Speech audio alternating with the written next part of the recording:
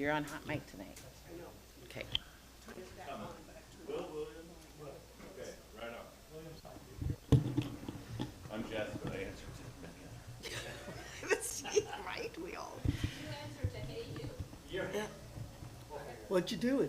All right. Can we get some thumbs up, thumbs up? Recording in progress. And there's that. Hello and welcome. This meeting of the Centennial School Board is called to order at 6:32 p.m. on Wednesday, October 9th, 2024, and a quorum is present. Thank you all for being here. We've got some robust discussions happening tonight. We've got some folks we're going to welcome in and introduce, but first off, we will go ahead and approve the agenda. Is there the meeting agenda has been distributed in board book. Are there any amendments? Hearing none. Motion to approve the agenda for tonight's meeting with flexibility. Second. All those in favor, raise your hand and say aye. Aye. Aye. The ayes have it. The agenda will run as stated. All right. So approval of minutes. We're not going to forget this time. The minutes draft has been distributed in board book. Are there any corrections or amendments to the meeting minutes? Oh no, look, I'm jumping ahead. It's I've got an agenda here and an agenda here. I am too eager. I'm gonna get everything and then say it right today. We have a very exciting introduction today. We have our new board member joining us, and at this point, I'm gonna hand it over to Superintendent Owens to give him his oath of office. All right. Thank you, Chair Salowski. Thank you for bringing us back to this important agenda topic. So I am going to ask our newest board member, William, to join me over here. Will, is that right? Yes. Okay. Either or. I am going to ask our newest board member, Will, to join me over here because Here, 'cause they'll probably take a picture in front of we, me. we have important business to attend to. So I have this script right here. I've tried my best at breaking it up. I'll hold it out so we can both look at it. And I'll hold the microphone up for you as it's time. And if you would please raise your right hand as we recite this together. This will be your swearing into your oath of office. So it says, upon being duly sworn, Upon being duly sworn, I, William Mooring, will support the laws and Constitution will support the laws and Constitution of the United States of the United States and the state of Oregon, and the state of Oregon, and the policies of the Centennial School District. and the policies of the Centennial School District. I will faithfully and impartially I will faithfully and impartially discharge the responsibilities of the office of school board member discharge the responsibilities of the office of the school board member to the best of my abilities. to the best of my abilities. Congratulations and welcome.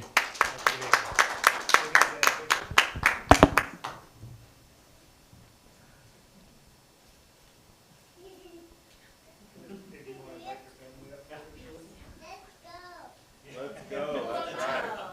Yeah, let's go.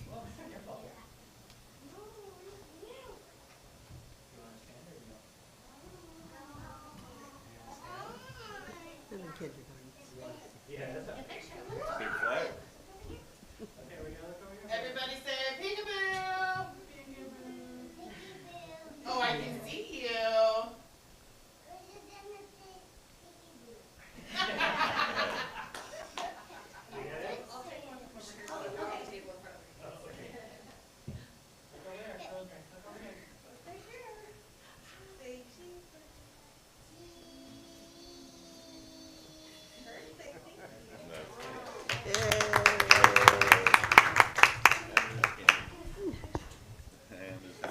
And there's Halloween, yes. Get in that.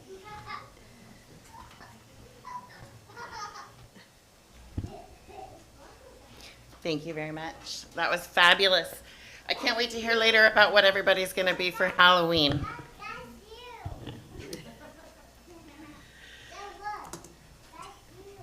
Okay, now we can go ahead and move on to the minutes of the previous meeting.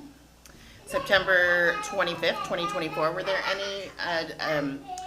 any additions or amendments needed to the meeting minutes? Motion to approve the minutes from September 25th. All those in favor, raise your hand and say aye. Aye. Aye. The ayes have it. The minutes will be filed as presented. All right. Did we have anyone come forward for public comment today? No? All right. Just a reminder, for those of you watching, out in cyberspace somewhere, maybe if you're watching, we'd love to have public comment. Please come check out our website for how to apply for public comment. We'd love to hear from you. Next up, we're moving straight on to reports, and I'm excited to introduce our CHS students, Leshme and Claire. Welcome, Claire. It's nice to have you. I'm glad to be back. This is familiar faces from last year, and then nice to meet you. I'm Lashmi. I'm Claire, and it's so nice to meet you all, and I'm happy to be here.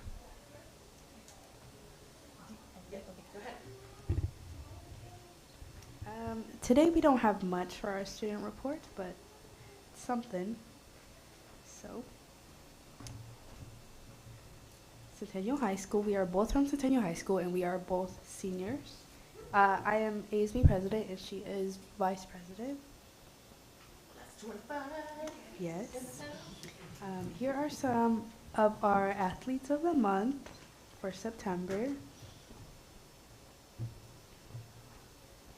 And then we had Hoko Assembly, which was pretty fun. We had like cheer perform and dance perform, and then we had like this air mattress game, which was pretty fun. And then we also had the Hoko court walking, which you can see like right there with the crown and the splits. Then we had homecoming. I don't know if you guys attended, but it was really fun. Our last homecoming. And the theme was USA, so that explains a lot of the red, white, and blue. I'm really nice to see Stegan made it because he definitely represented well. Yes. Oh, and then this year, during our assemblies, we actually thought of something new, which was class chants. So our advisor, Mr. Self, would basically, in the beginning of the assembly, he would say roll call, and each class would say their chant and say it as loud as they can to earn some points. So here are the freshmen and the sophomores.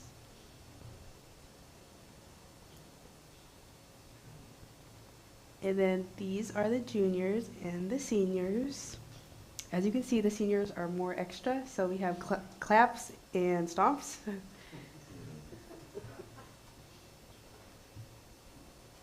And then for the last thing I have is just our upcoming play by our Centennial High School. And they really do a great job at our place, so I really suggest to go watch. And that's really it for today's report. Thank you so much. All right, next up we have the superintendent's report. I have some questions for our student reps. Oh, please. I'm getting some feedback on the mic. Can you tell us a little bit about yourselves, like what activities you're involved in this year and the things that you're liking about school so far, and maybe something that is something that needs to be worked on for school? I'm Lashmi. I am a senior at Centennial High School. I'm also ASB president, and I also play basketball, which I just came from practice like less than an hour ago, so I took the quickest shower I could to get here. And I think the school year has been going very well. I really like seeing the new faces, especially with our freshman class. And honestly, at assemblies, our freshman class is honestly the loudest class, which is kind of disappointing for our older class, but it's okay. Because once the years go on, that means they'll start to like encourage the underclassmen. Yeah, I think that's. Did you? Hi, my name is Claire Say, and I'm a senior, and I'm ASB Vice President, and I love my senior year so far. I love supporting my Eagles. Like, I just got back from JV2 soccer game, and yeah, so far it's really nice. and I love attending the games.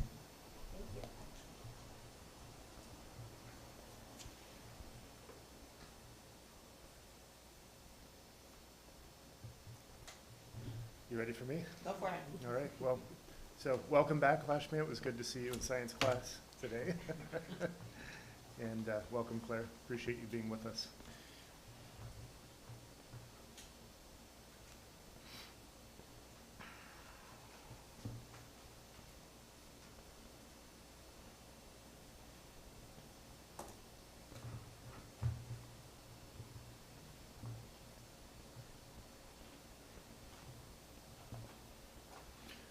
All right, greetings, board members. It is my pleasure and privilege to share with you this update about happenings in the school district.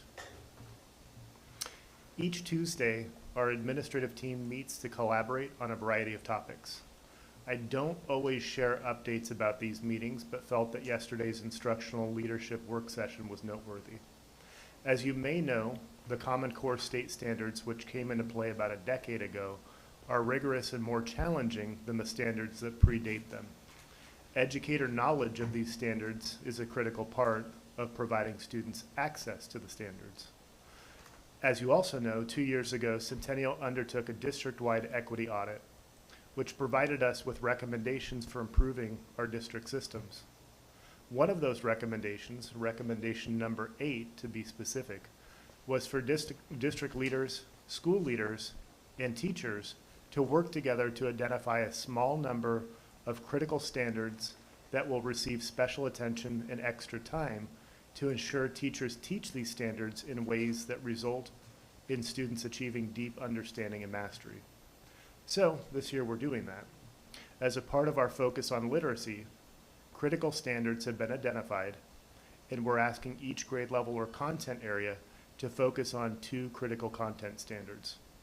In order to lead this work, our administrative team needs to understand it. So yesterday, our administrators spent time unpacking a critical standard.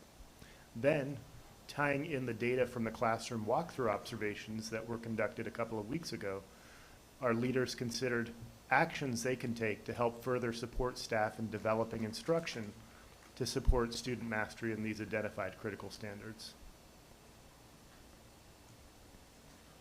Speaking of our administrative team, October is National Principals Month. In fact, we have one of our principals, 2 of our principals are here in the room. This is a chance for us to honor the principals in Centennial School District for their significant impact on the growth, success, and well-being of our district students. Please join me in recognizing each of our principals in the Centennial School District. And in fact, you'll see a couple of them later because they're going to show up for the discussion we'll have later on the agenda. But as far as the pictures go, from left to right, on the top row in the picture you'll see displayed here, we have Lisa Klingen, principal of Meadows Elementary, Maren Miller, principal of Centennial High School, Gail Imran Sedaris, principal of Butler Creek Elementary, Holland Roby, principal of Pleasant Valley Elementary, Jeb Hubbs, who you'll see in a moment, principal of Oliver Middle School, and Diana Mitchell, principal of Park Lane Elementary. On the bottom row, we have Jared Austin, principal of Powell Butte Elementary, Denise Wright, who's here in the room, principal of Centennial Transition Center, Leslie Van Cleek, principal of Patrick Lynch Elementary, Nathan Buck, who you'll see here in a few minutes, principal of Centennial Middle School, and to round things out, Dr. Zach Ramberg, principal of Centennial Virtual Academy. So let's give them another round of applause. Appreciation. In recognition of National School Lunch Program, which serves lunch to nearly 30 million children each day, all Centennial schools will celebrate National School Lunch Week on October 14th through the 18th.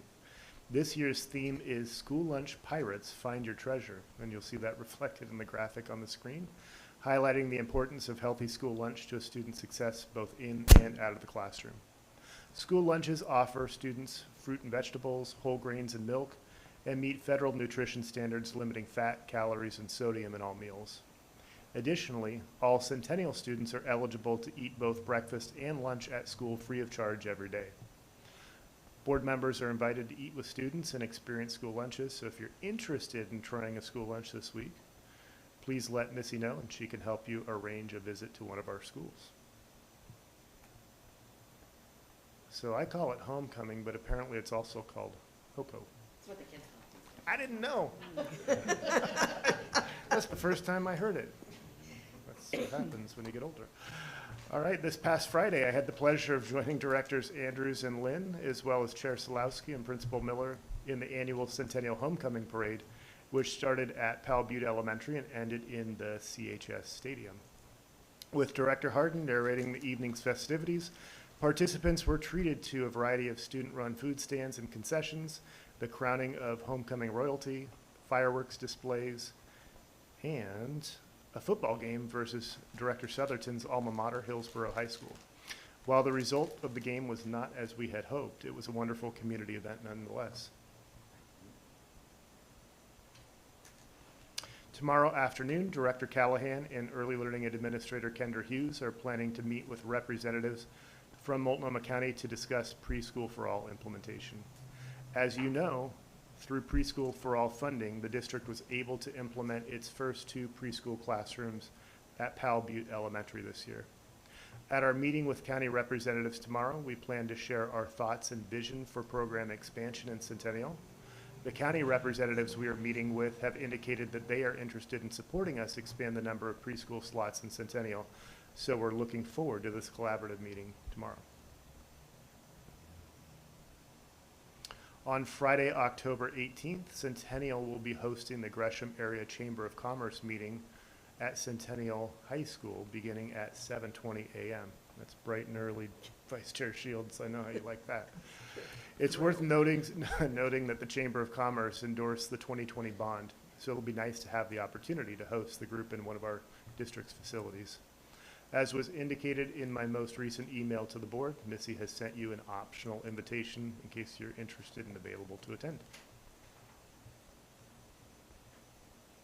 Finally, as a follow-up to my last report, yesterday a small group, actually 2 days ago, a small group including Director Andrews, Vice Chair Shields, and Director Southerton had our field trip to the Foster property with Johnson Creek Watershed Council Executive Director Daniel Newberry. During our time, Mr. Newberry shared with us the restoration work they've done to Mitchell Creek, which runs across the property. It was nice to see how this cooperative effort between the district and the Watershed Council has yielded an improved environment for wildlife both in Mitchell Creek and then downstream in Johnson Creek. And since I have mentioned the Foster property twice in the past couple of weeks, those attending might get the impression that there may be development plans in the works, so I will take the opportunity to clarify that here and say that there are no current development plans the district has pertaining to the Foster property. Our visit was in the interest of learning more about the district asset and about our collaboration with one of our community partners. I invite Vice Chair Shields or Director Andrews to expand on what they learned yesterday, should they wish, and what you'll see on the screen is a before and after. It was just great to get out on the property that we drive by so often, and that's been gated, and so we haven't really known what has gone on behind those, the fence line and the gate line. And I echo what Superintendent Owen says. There are no specific plans, but if the district were to ever develop property, this is a lovely piece. And it would be a great addition to the district if our needs demonstrate that that land should be used.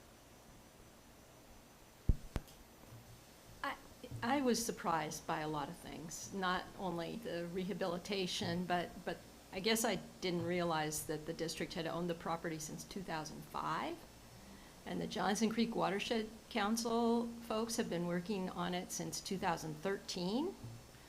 So they've been working on it for over 10 years, removed culverts, done a lot of different testing in the water and planting local trees and shrubs in the wetland area. In addition, I think that one of the things we need to contemplate is that Daniel Newberry, what's his last name, Newberry? The director at Johnson Creek Watershed said that there's probably 2 of the acres or more that would be designated wetland, and he thought that it would cost, if we got to a point where we wanted to develop the property, that it would cost at least $2 million to meet current state requirements for wetland rehabilitation. So right now, developing the property is a bit of a liability. I mean, there is the liability associated with it, the wetland liability.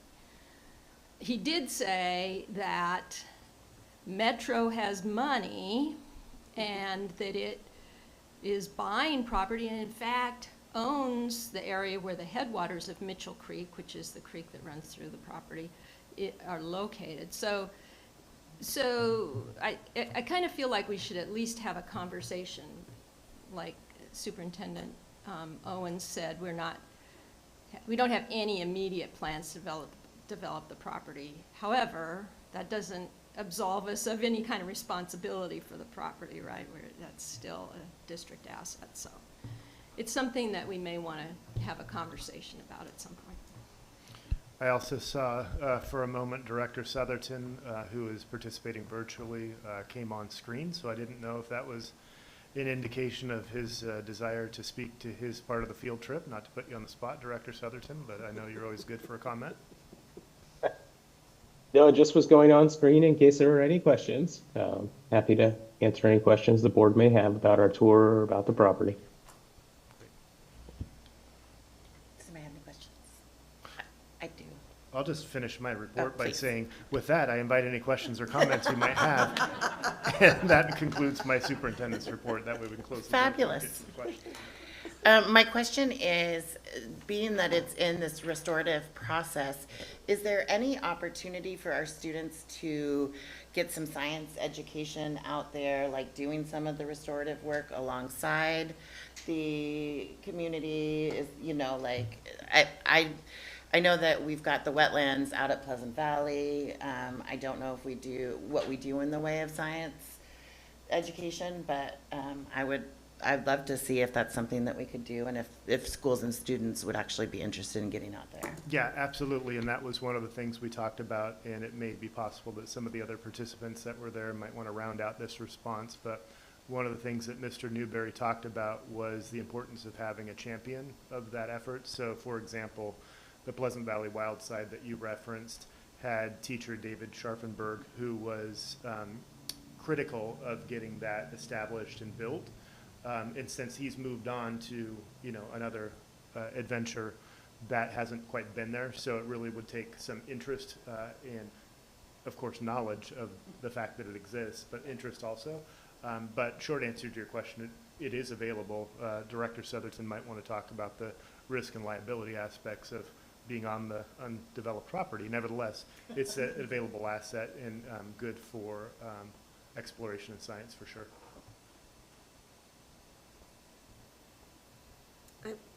Yeah. I was going to go on another topic, or you going to stay on? Just to stay on that one topic, if there, the challenge would be, we weren't aware of the property in terms of the value as you speak of it, right? To be able to utilize it as an asset now for our students who are interested in looking at it from a point of view of restoration, et cetera. That being said, it may not be known, excuse me, that our own staff is aware that it's there. Or the fact that our wild side at the backside of Pleasant Valley is waiting for that same champion.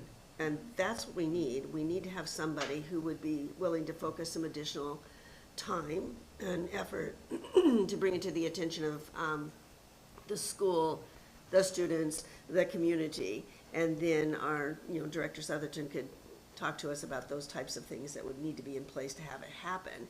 It seems as though the wild side behind Pleasant Valley is the more natural at this moment in time, simply because the structure's already there. We just don't have someone who's been taking it on since our instructor left for a different district. So if we could find someone within either the Pleasant Valley or the middle school, and as I'm pointing, that would have an interest in the wild side and then moving on forward to this other property, I think that's, we need to spread that information around a little bit. It would be a great natural, thing for students coming back from outdoor school or something to get to work with, with the earth science stuff.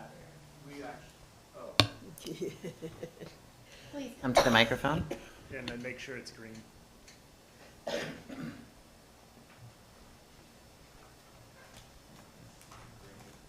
Okay. Oh, look at you. I didn't mean to jump in, but we had an organization reach out recently, and so we actually have 2 classrooms visiting a wetlands. It's a few blocks away from us, and I don't know if it's the same space you're talking about, but that is in the books for us this year, and I believe it would be of interest in our science department in terms of their science. So I wanted to put that out there, that it's currently happening on a small degree with 2 of our classrooms, and we'd love to spread it. Awesome. Thank you so much. Director Andrews? I'm going to add, though, there's also a beaver dam on the property, which is so cool. And anyway, it's a very neat site. I wanted to ask about the preschool for all. I thought I saw on the reader board at the high school that we're taking applications, or somebody is taking applications for preschool for all. Is that, do we have vacancies now, or are we just taking them in anticipation of expanding the number of classrooms? I'm simply going to defer this question to Director Wright, who is going to help with Principal Miller to answer that question, because we do have an existing preschool that has been long established at Centennial High School, and we're in the process of folding that into the Preschool for All effort. But I don't want to misspeak beyond that. So Director Wright or Principal Miller, is there anything to contribute beyond what I've just shared? No, I do have the details, but it's still in the planning phase. Still in the planning phase. And the opening advertisement are for current slots right now. Just want to make sure that the listening audience can hear the comments that are being made. The advertisement right now are for current slots that are available. Yes. Correct. Yep. And to Principal Miller's point and Superintendent Owens, there is consideration for the high school preschool to be a location for Preschool for All next year. It's still in planning phase, and applications haven't been submitted yet. And what it would allow us to do is offer full-day preschool, where right now we offer an AM, PM component, half days. And so it would actually increase our ability to serve students by folding it in. So we're definitely considering all those options. Thank you. Thank you. Did you have oh no, that was your additional question. Anything else? All right. Thank you, Superintendent Owens. Thank you, Chair Slawski. Next, we will move on to our confirmation items.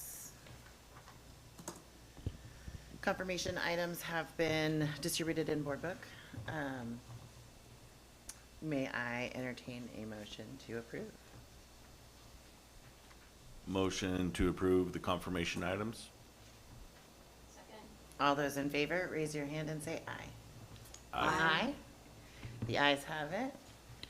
At this point, we're going to forego our typical spot for a small break. We're going to continue on with old business before we take a brief recess, because we're really excited to have our high school students here to join us as we start this conversation about cell phones in schools. Please.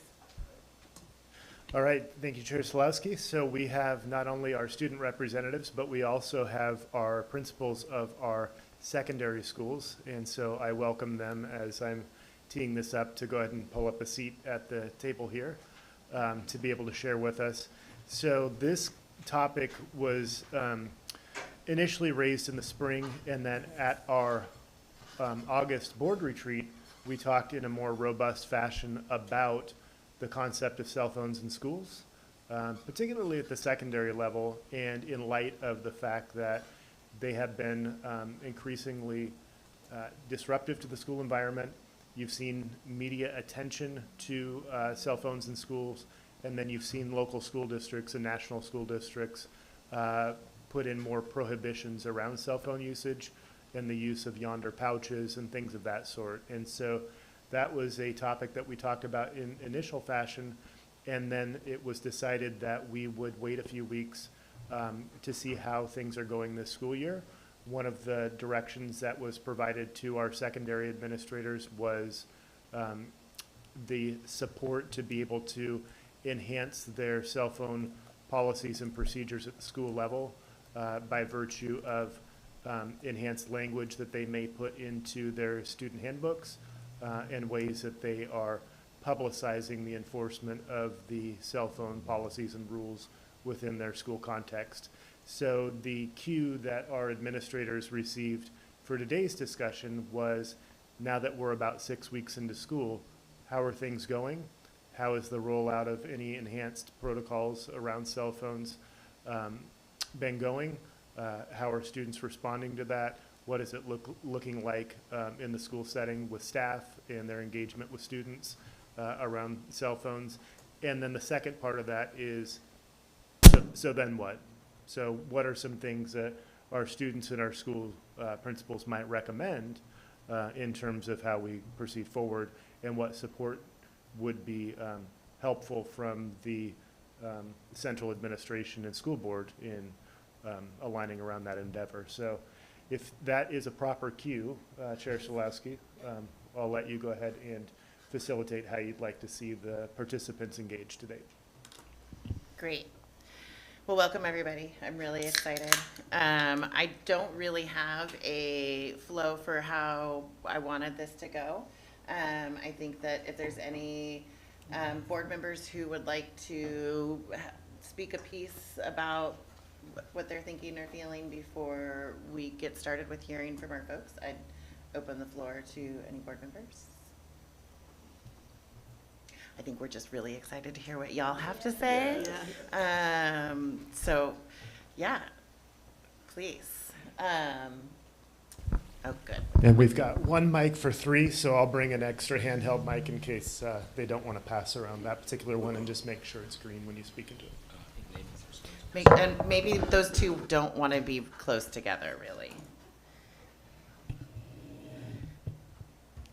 I'll kick us off, and I do want to make sure that we are centering student voice, so I do want to make sure that in this discussion, as I start us off, we hear from our wonderful students as well.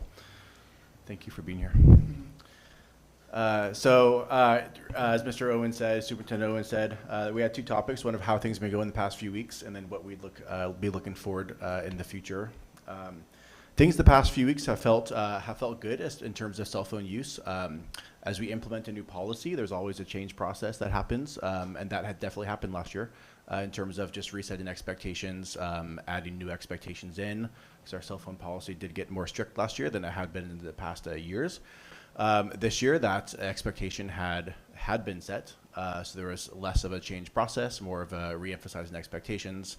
I'm seeing less cell phone use across the board this year than I am last year. Less in the classrooms, less in the hallways, and less in the cafeteria playground area, which is good. In lieu of that, I am seeing a little more socialization happening in the cafeteria and playground area, which is good, and as well as in other areas. Moving forward, there's one thing that stands out, and that is just making sure that we are moving forward on a common front and in unison together, having that messaging be together. One of those things would be, in terms of that consistent messaging, would be just alignment in terms of schools at the secondary level, alignment in terms of district office, and then alignment in terms of policy. As well, that policy being just updated in terms of what is for current practice and needs in the schools. Can you specify what sort of retooling was done as far as the policy or procedure at the school level?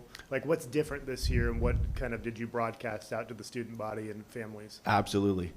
2 years ago, we had an off and away approach that I think was consistent with what our students here experienced at the middle school level, where they were allowed to have them, and the expectation was that they were being used for educational purposes when appropriate and allowed by the teacher, but then otherwise off and away.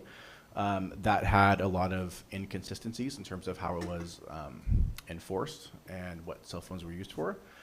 Last year, we switched to just a more blanket no cell phones throughout the building at any time approach.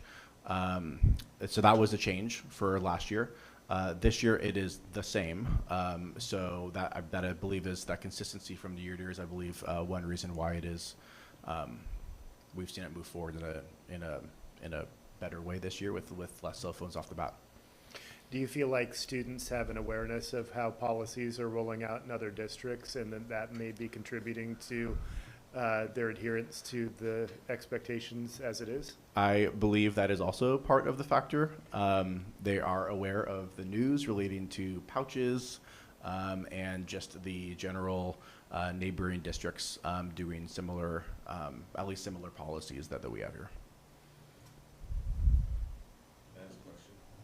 How do you follow up, or how do you, not discipline, but what are your, if students aren't meeting your expectations, if they're not following the policy, how do you follow up on that and hold them accountable? Absolutely. So we would confiscate the device, and they'd be able to pick it up in the office for the first few times. At their third time, it gets picked up by a parent. And then that's the third and the fourth time. And then we sit down for a parent conference at the fifth time, and just, it's more of a problem-solving conference. And is it if you see the phone out, or if you see that the phone is a distraction? If the student is simply holding it, not using it, we would just say put it away, sort of a thing, because oftentimes kids don't have pockets, and so they're walking. It should be in the backpack at the end of the day, Okay. but oftentimes I'll just see a student walking and it's clearly off, and I won't take it from them. But really, if a student has it on their desk, or if it's on, it would get confiscated. Including at lunchtime. I just had a student watching a video at lunch one time around with a group of peers, so I had him pick it up at the end of the day. So. And then does it also kind of bring in with AirPods, headphones, things of that manner, watches? Are those part of the cell phone policy? That is part of the cell phone policy. Thank you. Maybe we can get Principal Miller and Principal Hubbs in for perspectives. Hey y'all, so we've been we're fortunate because we're new, so this has been our thing from the beginning. But the last couple years have been a bit of a struggle, to be honest. I do think like what's happening in neighboring districts has helped, on top of the fact that like my kids go to schools where yonder pouches are a thing. And so I have pictures that I show in weekly assemblies about what could be coming. And I think that helps, I mean, to be honest. 6th grade, 7th grade, 8th grade, there are more offenses as you get older in school. So the 8th graders are prime offenders of this thing. 6th grade, not so much, and I don't know if that's because they just don't have phones or if they're just following the rules better. But the 8th graders are definitely the grade level that like have the most offenses.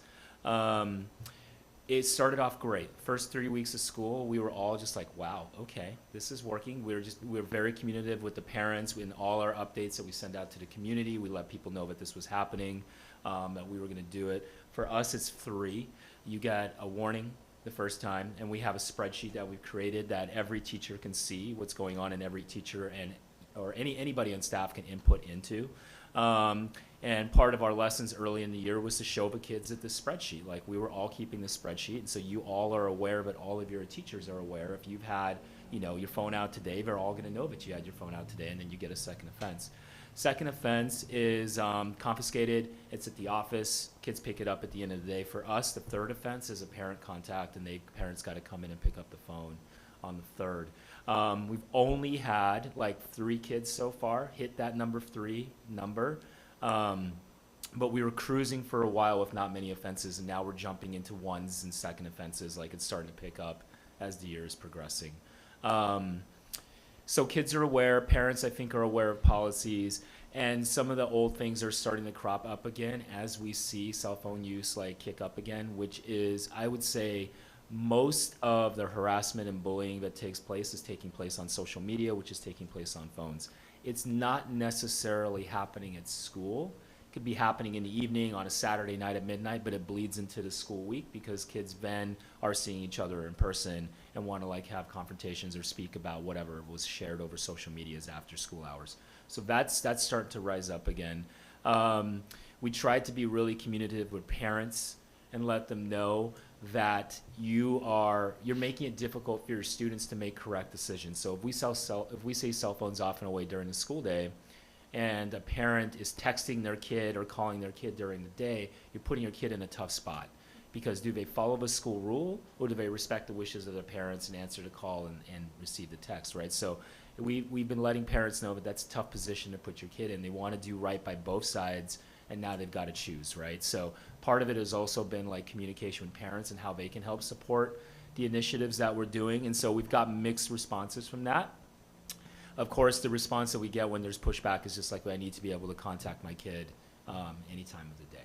And so our response is always just like, yep, we've got office. Kids are welcome to go use office phones. They can actually use their cell phone in the office if they want, but once they leave, they can turn it off. So most of the times when we have these conversations, like I said, parents are receptive, but there's still some pushback, a little bit of pushback on that. And I think like Nathan said, one of the things that he was saying about consistency is in our cell phone policy district-wide, it does say that kids can use cell phones at recess and in non-academic moments, where we, at least at the middle level, have said, no, it's got to be off all day, even at recess. Because actually that is the time where the worst kind of filming can take place or whatever can take place. So we really do need that to be a thing if that's what we decide. But I think what Nathan was getting at was just like, how do we make sure that we're all aligned with that at the policy once we figure out what it is that we're going to do. And then deciding if middle school is going to be a bit different than high school because we've got younger kids, or if it's going to be a blanket thing for all of secondary. So in summary, I guess, off to a good start. We've been super communicative about stuff. And I would say almost predictably, as the school year has grown, that the offenses have grown as well. Are you able to speak to your experience as a parent in terms of what that's looking like for your kids now that they're in schools that have the pouches? Oh, like my own children? Yeah. Yeah, so my 6th grader doesn't have a phone, so it's not a worry. He doesn't have any kind of communication thing except some corny watch. And then my daughter is a freshman, and she seems to be okay with it. There's not a ton of distractions in class. She said when it first started off that the pouches, there was a bit of like build up at the end of the day to get the things demagnetized so kids could get their phones back. But now that they're a month and a half into school, that the process is going much more smoother and it's not such a delay at the end of the day. She said, of course, there are workarounds that kids are finding, oh, I forgot my pouch, oh, I didn't bring my phone. And then there's not a lot of oversight. People are just trusting kids are doing the right thing. She's a freshman, so she doesn't really have anything to compare it against, but she has said that it does seem like that there is not a lot of cell phone use in her classes and around the building. And she doesn't really engage in the social media stuff either, so she doesn't have a lot of input on that. But one person sample size, she doesn't seem too put out by it, and it seems that most of her friends are not too put out by it either. So, thanks. Principal Miller? At the high school level, and I'll be very interested to hear what the students have to say, but looking at this as a 3-year continuum. Less and less cell phone use every year, very similar pattern beginning the year. We put out videos, we put out newsletters, lots of education in our advisory. We go over the cell phone policy with students because it's the most important to inform. And so that's sort of the communication channels that we do as we're communicating the cell phone policy. 2 years ago, very similar, we went through a cell phone revision process because, just similar to what you guys are probably considering now, data shows if you have your cell phone out, and it's even out, you don't even access it, it affects learning. Learning goes down. It has an effect size on learning, so we acknowledge that. On the flip side, especially weighing that against we're educators and we want to educate, and I wanted to applaud the school board because I know you have purposely been not having your cell phone out in these meetings, and I have noticed, and so just know that people have noticed, okay? So you have this. On the same side, we're educators, and we want our students to be global citizens in this technology world. So there's an interesting balance here, especially going into high school, knowing that you have 4 years, they are graduating, and if we haven't empowered them to make educated, right choices, we're sending them off to college, we're sending them off into the workforce. And if they don't have the skills and we're not educated, what have we done as educators? So that was the push and pull. So 2 years ago, brought together different stakeholders. We brought together, through the PAC and our leadership group, several different groups of students. We brought together the staff, several different staff meetings to talk about this. Through our Tier 1, we also brought in student input. And, you know, this was before we saw the shift in other districts, knowing that this is a distraction, what we want to do. Came up with a very similar policy as you see at the middle school. The major exception to the policy is that we do allow it during lunches. And part of that is it's in board policy right now, but part of that is because, you know, how do you help them become global citizens? And the good thing is we haven't actually seen a bunch of negativity generated in the cell phones during that lunchtime, but that's something we could definitely consider. So current policy says this, not in instructional time, not if you're going to the bathroom, that is still instructional time, do not have your cell phones out. Lunchtime, fine, before, after school, fine, and trying to be that middle of the road. We had the whole debate, and we considered, do we buy pouches? This is before pouches came up. We looked at it, it was about $60,000, just so you know, when we were pricing this out. And the final conclusions from the students and from the parents is no, that isn't an investment that we want to make at this time. What I would say is, so where we are at right now, very similar policy, basically 3 times, first time a warning, second time you're taken for the day, third time parent pickup. We have done about, and you know, a school of 1,600, we've done about 10 parent pickups. I've had about 2 of them become combative. Hey, one where we couldn't, and we've worked through the situation, but the parent was out of the country, wanted contact, couldn't actually come pick up. Let's work through that, because we try to be reasonable and all this stuff. But as I said, 10 so far. When we go in the classrooms, and you know, we are in all our classrooms about every 2 weeks, we see some cell phone use, but it is less than it has been for the last 3 years. So especially what we see is as we continue to educate, it gets better. Part of that, though, what is difficult, and just know this, especially at the high school level, students need access to technology, especially to get curriculum. And yes, the question always comes up, don't we have one-to-one Chromebooks? We do, but not all students bring it. Not all students actually have access to that. And so often what you'll see a teacher do is ask, hey, everybody get out your cell phone. And then I talked to 2 different staff members today that were like, let's ban cell phones. However, I still want I still at different times have asked my students to get off the cell phone even this year.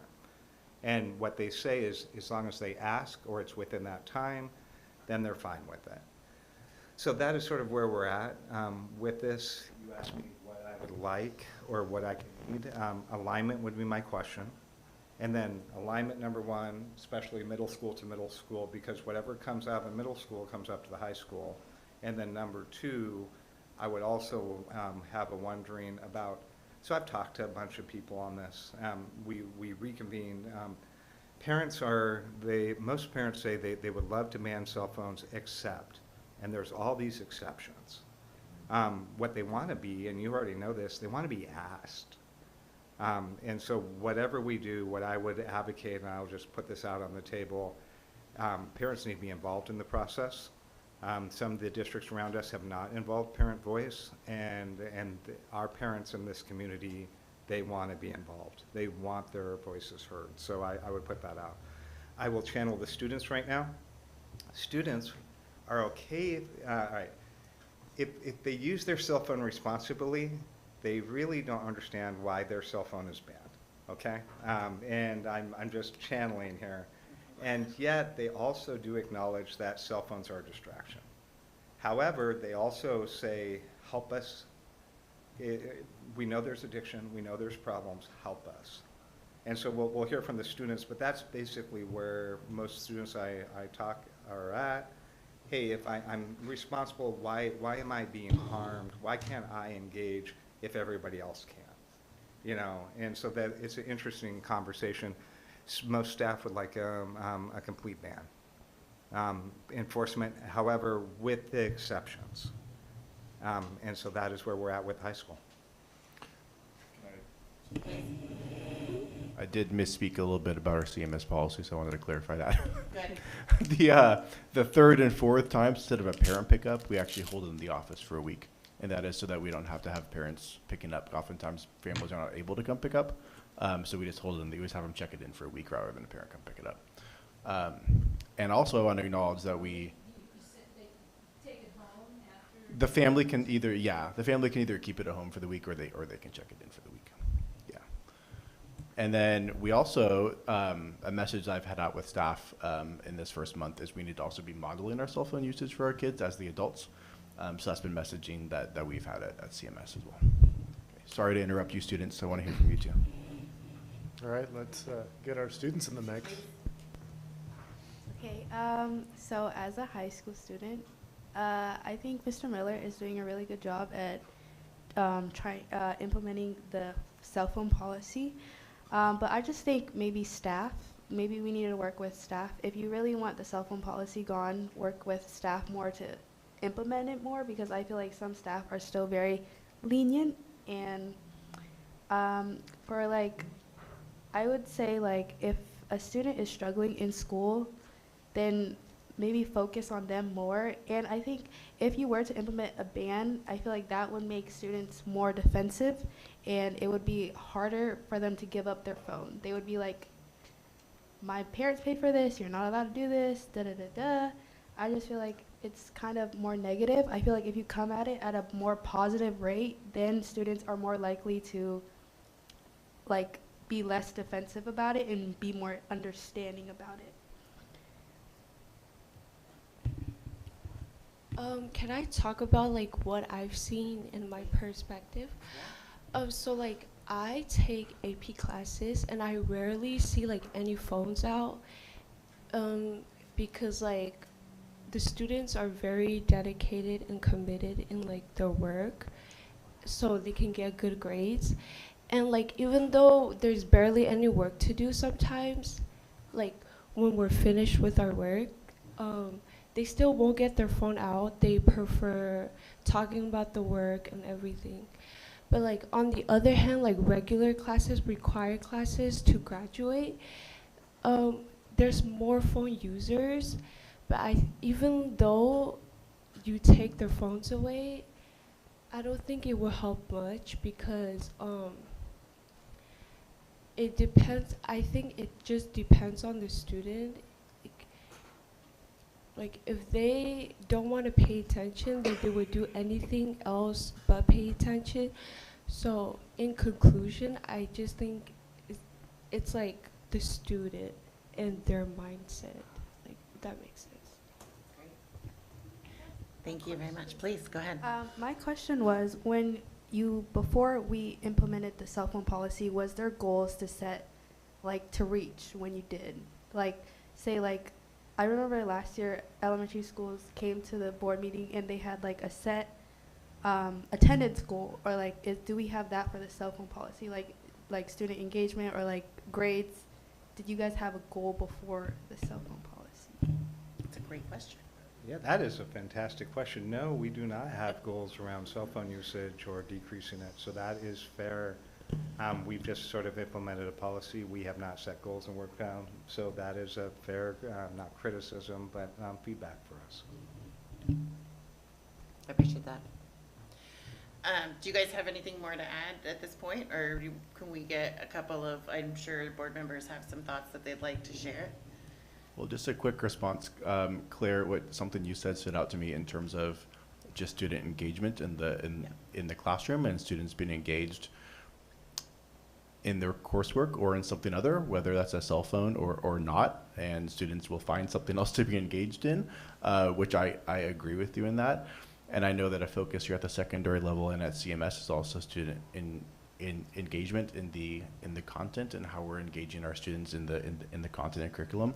So I want you to know that at least at CMS, that's an umbrella spot for us, and that having our students engaged in the content as well. So that stood out to me, and I wanted you to know that we're addressing that too. Great, thank you. I'd love to go around and just do like a round robin of folks, if you have something that you'd like to ask or say. and everybody will get the turn. But I'd like to start with you, Director Andrews. Very interesting, especially what you'd said, Principal Buck. I was talking to a friend of mine who doesn't have students in high school, but had talked about the fact that Grant has outlawed cell phones pretty strictly. And there's some unintended consequences, one of which is it's very loud in the cafeteria because kids are engaging with one another. And that you'd said that you see more interaction. I don't know if you talked about if there's more noise, but I kind of think that's a good thing. Thank you. Director Lynn? Yeah, I'm very interested in hearing more from the parents, from other staff, and particularly from more students. We're definitely interested in hearing from the student voice on this issue. I like what I'm hearing in terms of setting expectations and being the consistency. I think it is important, that we send a message to our students that there's trust and respect, then there's consequences, and then like you guys were talking about, there's deeper issues sometimes, and just thinking a cell phone ban is going to get at the harassment or the social media or the distractions. Maybe we need to be more focused on the students who are experiencing those and not thinking of just a blanket policy will solve our problems. So I like what I'm hearing, and I'm definitely eager to hear more. Director Harden. I appreciate hearing from everyone, all, small snippets of all the stakeholders at the different levels. My daughter does have a cell phone, and her former school and current school both do not allow cell phones, and it does not seem to be a challenge for those groups of students. And I do feel that we need to have a policy across the district, so you guys aren't kind of being put on the spot of like, what is it? How do I need to nuance this?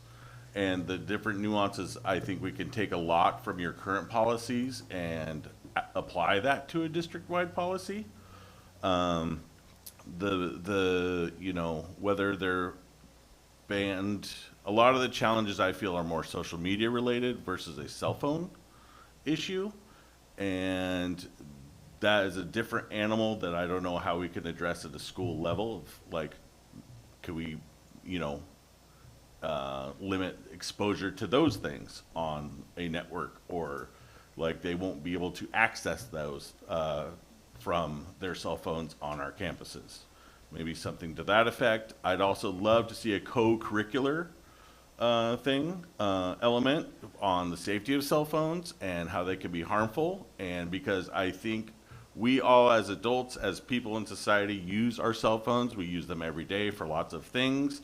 So teaching our students in our community how and why we should use them in a safe manner and the effects of not using them in a safe manner, I think is an important piece that should be implemented as well. Make some sort of, like, let's give credits for knowing how to use a cell phone right. Sounds like a pretty engaging class to me. And where my daughter currently goes, they also have, every parent has to sign off on the policy before school starts. Everyone has to come to a workshop before the school year starts, attend this 1 hour workshop, sign off on the policy, and so it's all very clear. And I think having our parents there and engaged with the policy we come up with and very aware of it and have to sign off on it is something that will be critical in getting their efforts and their engagement with it and understanding of why we went this way, whichever way we decide to go. Those are just my popcorn thoughts. Thank you. Director Mooring, would you have anything to add? Yes, thank you. I just wanted to thank the three of you for sharing all that information and applaud your efforts. I know it can't be easy. I am a serial cell phone user. I use it every day for work, for everything. My kindergartner knows what email and text is. Mind-blowing. When he says, Dada, can you email or text my dad's friends to set up a play date? I can only imagine when he gets to middle school age, right, what things are going to be like. And I really appreciate the student perspective too. I think there's been some great thoughts shared out here. Accountability, I think, is probably like the biggest thing, and the accountability has to be shared across not just staff, students, but also parents as well, right? And my kids have called me, get off your cell phone, I want to talk to you. Or I'm just sending a quick message, right? And so everybody is aware of it, right? And there has to be that uniform communication around it. And, you know, my wife and I try to, you know, have that same modeling good behavior, but we get caught every now and then on our cell phones by our kids. And I think that probably speaks to the point of staff being, you know, consistent, as Lashmi brought up and whatnot. So I think there's a lot of great foundation here, and a lot of great opportunities, especially around setting goals, maybe district-wide too, as far as, you know, what are we trying to reduce or measuring it to make them specific and not just specific policies. So those are my initial thoughts on it.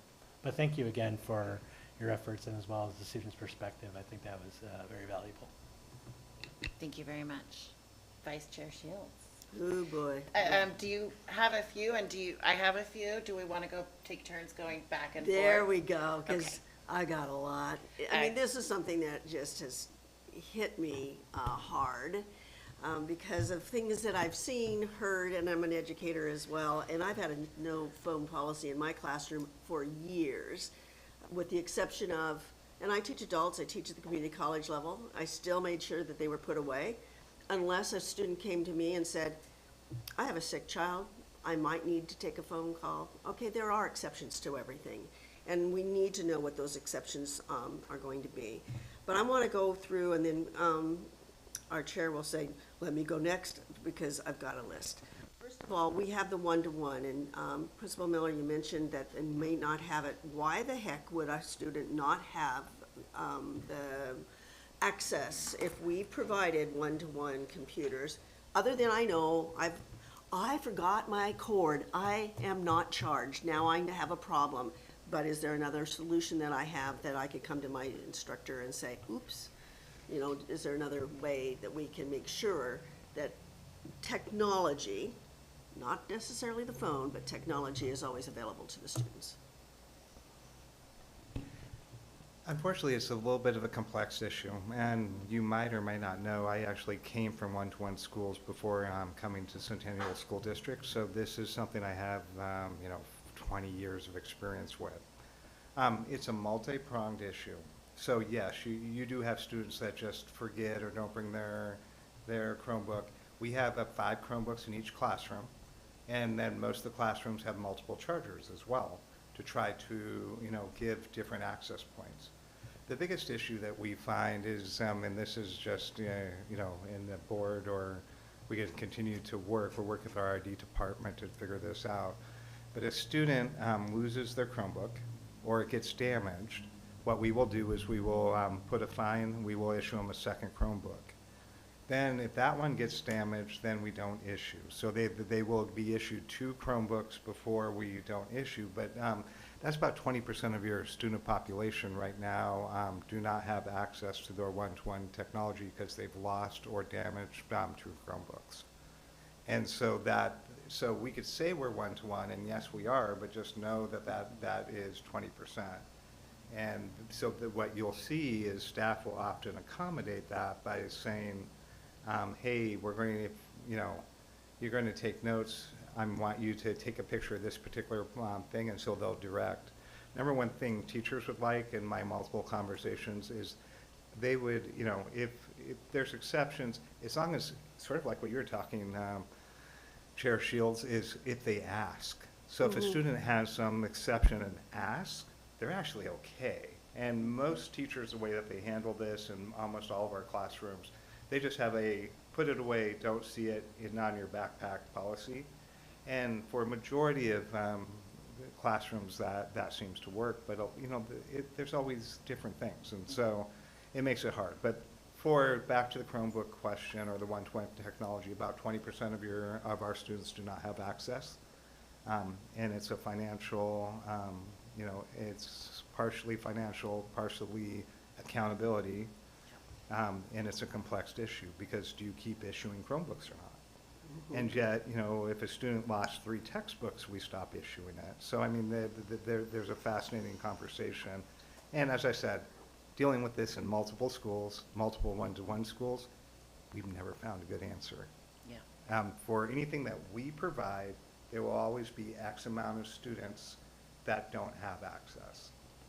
So how do you make, and especially in our current curriculum, and you know this, or you, in the several new adoptions that we have adopted at the high school level, I won't speak for middle school, but at the high school level in particular, there are technology components.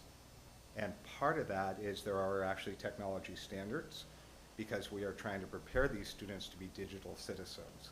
And so learning how to access, use, not abuse technology is actually written into the Oregon standards, and we actually, in different ways explicitly teach it.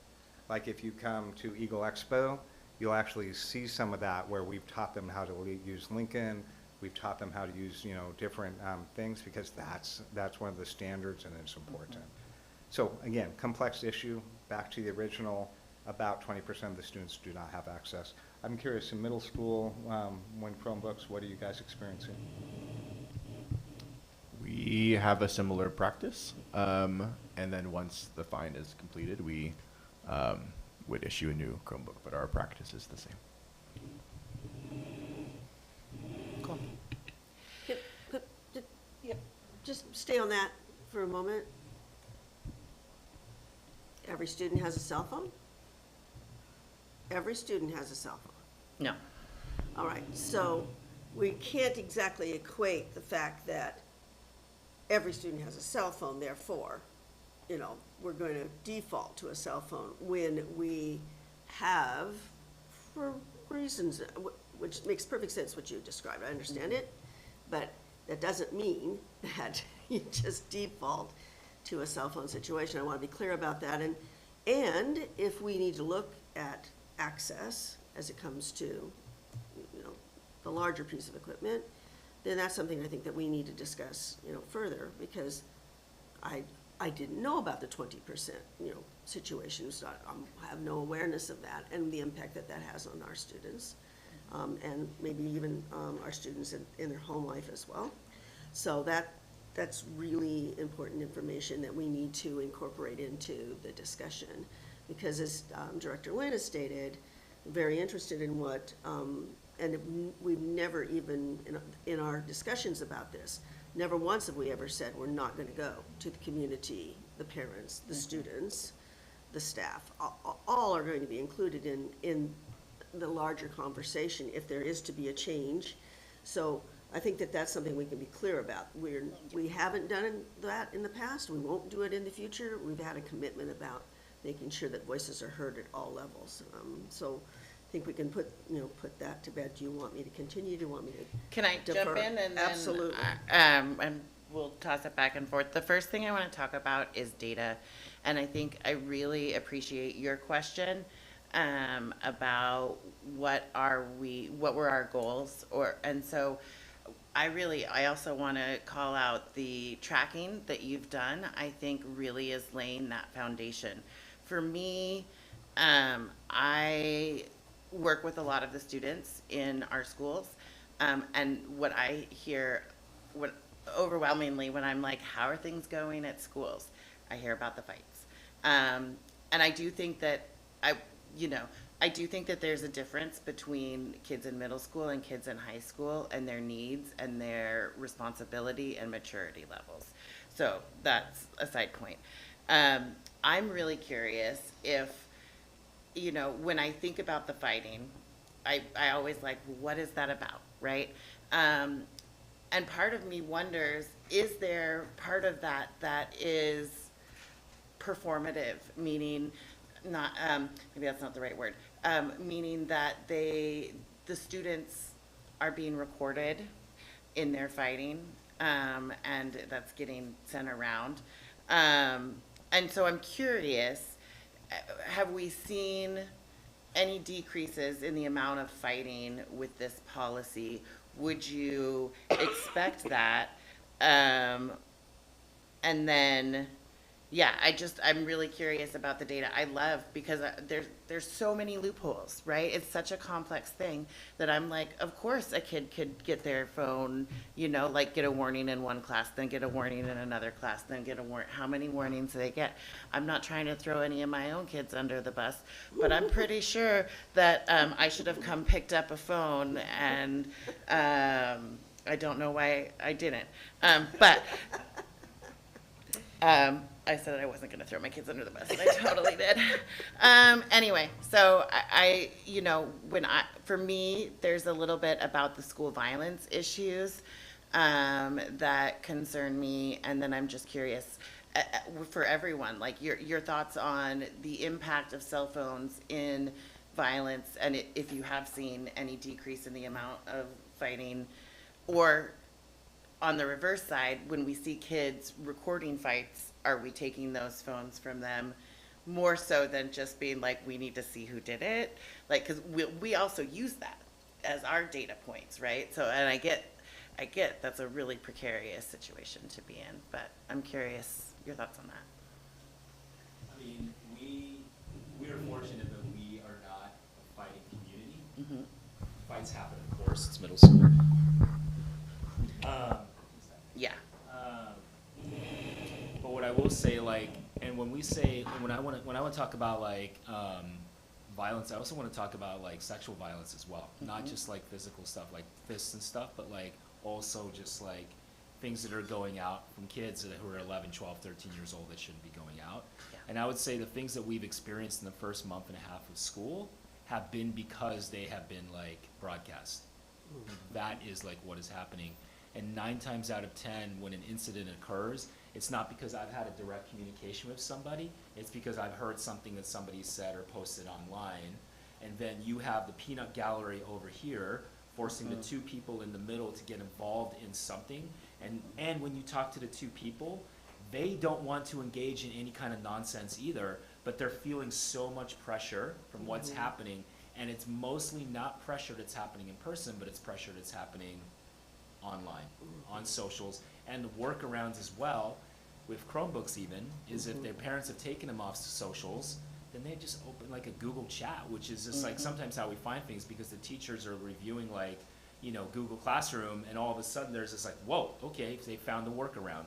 They're not so they're finding using technology in that other way.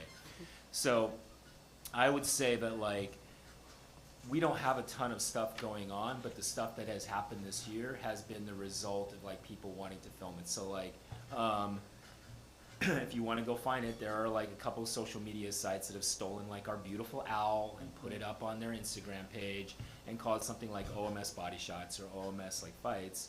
And those are like directly the result of like filming kids like doing slap fighting or boxing, and then posting it on these things. And like, if they didn't have the pressure to do that stuff, then would it still happen? Likely. Would it be as often? I don't think so, right? Because I've seen an uptick of that the more of it's socials and kids have access to phones.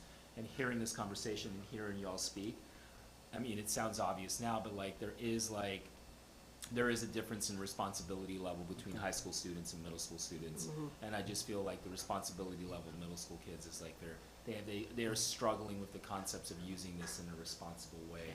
And like I said, it isn't an uptick, but what's occurred has been because of like socials and cell phones. Thank you. I would agree. A lot of the incidents that we do have are encouraged because of other students, and a lot of that does tend to happen online or via text, via Snapchat. When people say text, it's usually via Snapchat texting, and that happens a lot.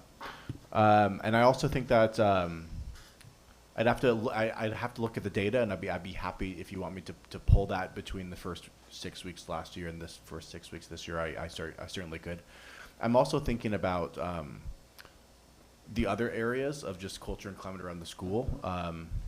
If I were to guess, there very well could be a link between phones and the fighting, but I also feel like there's just a link between the phones and the general culture and climate of how the school feels when you walk through it. And that's something that I felt different the first 6 weeks, even though we have had some incidents at Centennial Middle School that have been unfortunate. When I walked through the halls this year, it feels better than I've walked through the halls in prior years. And I think that is because we're not seeing those phones as much, and it's just students are talking. And so I think it's those two combined. But I would honestly have to look at the data in terms of the fights. And I'd be happy to pull that for you and send it No to you. need, I Okay. just Yeah. talking. Yeah. But I would agree. A lot of it's, Yeah. so many students are in an altercation and they never wanted to be in the first Yeah. place, and it's the encouraging part of it, which is sad. Yeah. But it happens. So at the high school, and we're looking at data all the time, we see, and looking at a 3-year, 4-year span, but last 3 years, every year, we've been seeing a decrease in fights about 50 to 60%. And I wish I had wood to knock on. It's going to be more this year if current trends hold. And so just looking at the number of fights or things, you asked an interesting question, what's the causation or correlation? That I would leave up to a deeper conversation. But I will tell you what I have seen in my 20 plus years of doing this is with cell phones, it's the harm. So it's not that I see more fights necessarily start. I see more fights start because of social media outside of school, and that leads into school, and it's more the social media.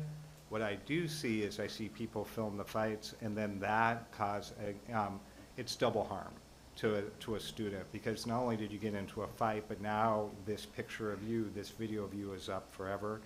I could talk through some of our protocols, but we will actually contact Instagram. We talk and have those removed.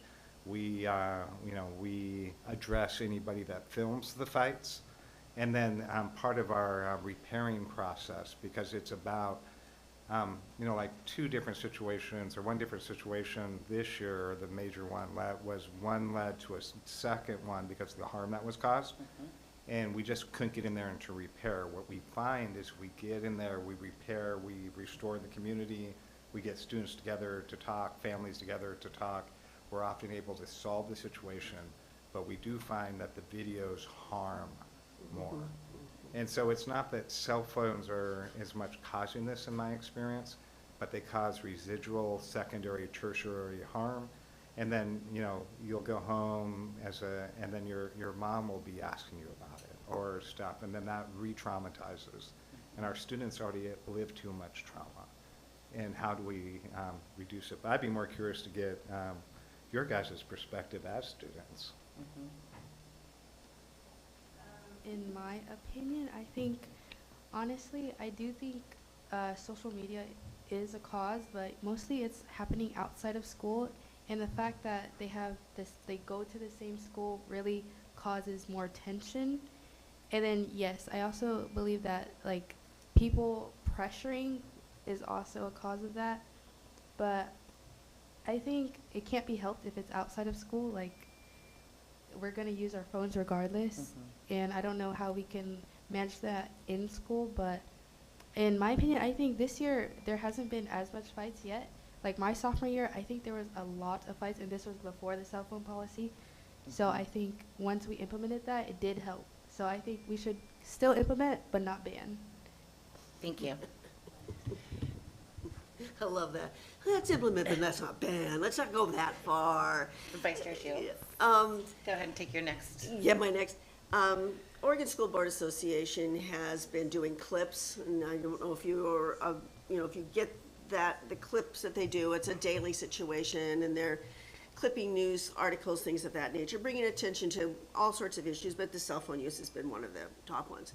A comment that was made and they're doing little things about, this was a quote from a student, and the one that really hit me, and forgive me, I don't remember which school it was in, but the student said, I feel more confident in just walking through school. I don't have to wear my hood on my hoodie over my face for fear that someone's going to take a picture of me and post it and make fun of me.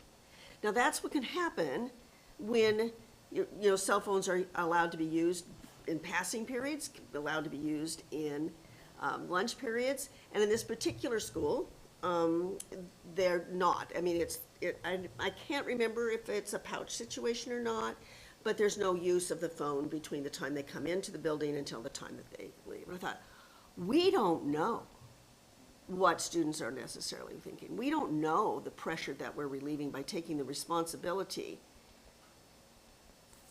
for them to take this out of their hands. So I just encourage people to start reading what students are willing to share about the breath that they felt when they didn't have to be confronted with somebody randomly using their phone in an irresponsible way. I do agree with Director Harden in the sense that we should have curriculum that's related to that. I would assume that we do. That's an assumption. You should be able to speak to that. It might be in our health curriculum. I'm not sure exactly where it would be, but it sounds like it's something that should be continually reinforced. I will throw, I've already told my grandchildren I'm throwing them under the bus. I have a junior and I have a freshman. We both had the opportunity to be in the car for over an hour going to places this past week, and the question was posed, what's it like at the high school? It's different with the junior, senior, because junior, seniors, you guys are getting it together, you're forward thinking. My older student is in AP classes. The level of engagement that you were mentioning is heightened by the fact that there are no phones. But the other thing that was said is that the inconsistency within the staff is a problem. There lies the issue. Do as I say, not as I do. Faculty who, at the end of class, we're done, we've got another 10 minutes before the end of class. You guys talk amongst yourself, but I'm gonna sit here on my cell phone. I've got quotes. The freshmen, interestingly, not maybe as well, socialized, and has come through a pandemic situation, right? Where it didn't have a lot of the socialization, was destroyed during the pandemic years. In the discussion this summer, it's like, well, what am I gonna do if I can't use my cell phone? What am I gonna do in the class? I said, talk to your classmates. Well, we don't do that. Okay, conversation this week. Oh, well, most of my classes I can't use my cell phone. But some of my classes I can. But if I don't have my cell phone, then I can either read a book or I can talk to people. Bingo. Just the fact that he has instructors that say, no, you're not pulling out your cell phone, in this 10 minutes. He has choices. He has the choices of, he takes a book with him. He has the choice of talking to people that he knows. He actually made a new friend, he told me. I didn't know this person before, but now we're talking, and so, somebody I think this is a new friend for me. Whoa. And this is the kid that told me this summer that he was going to disown me if I had anything to do with banning cell phones in the school, right? So I just need you to know that sometimes we as adults have to take the responsibility to create an environment where there is the opportunity for maybe less harm. Can we completely eliminate harm? No. Is it our responsibility as a school?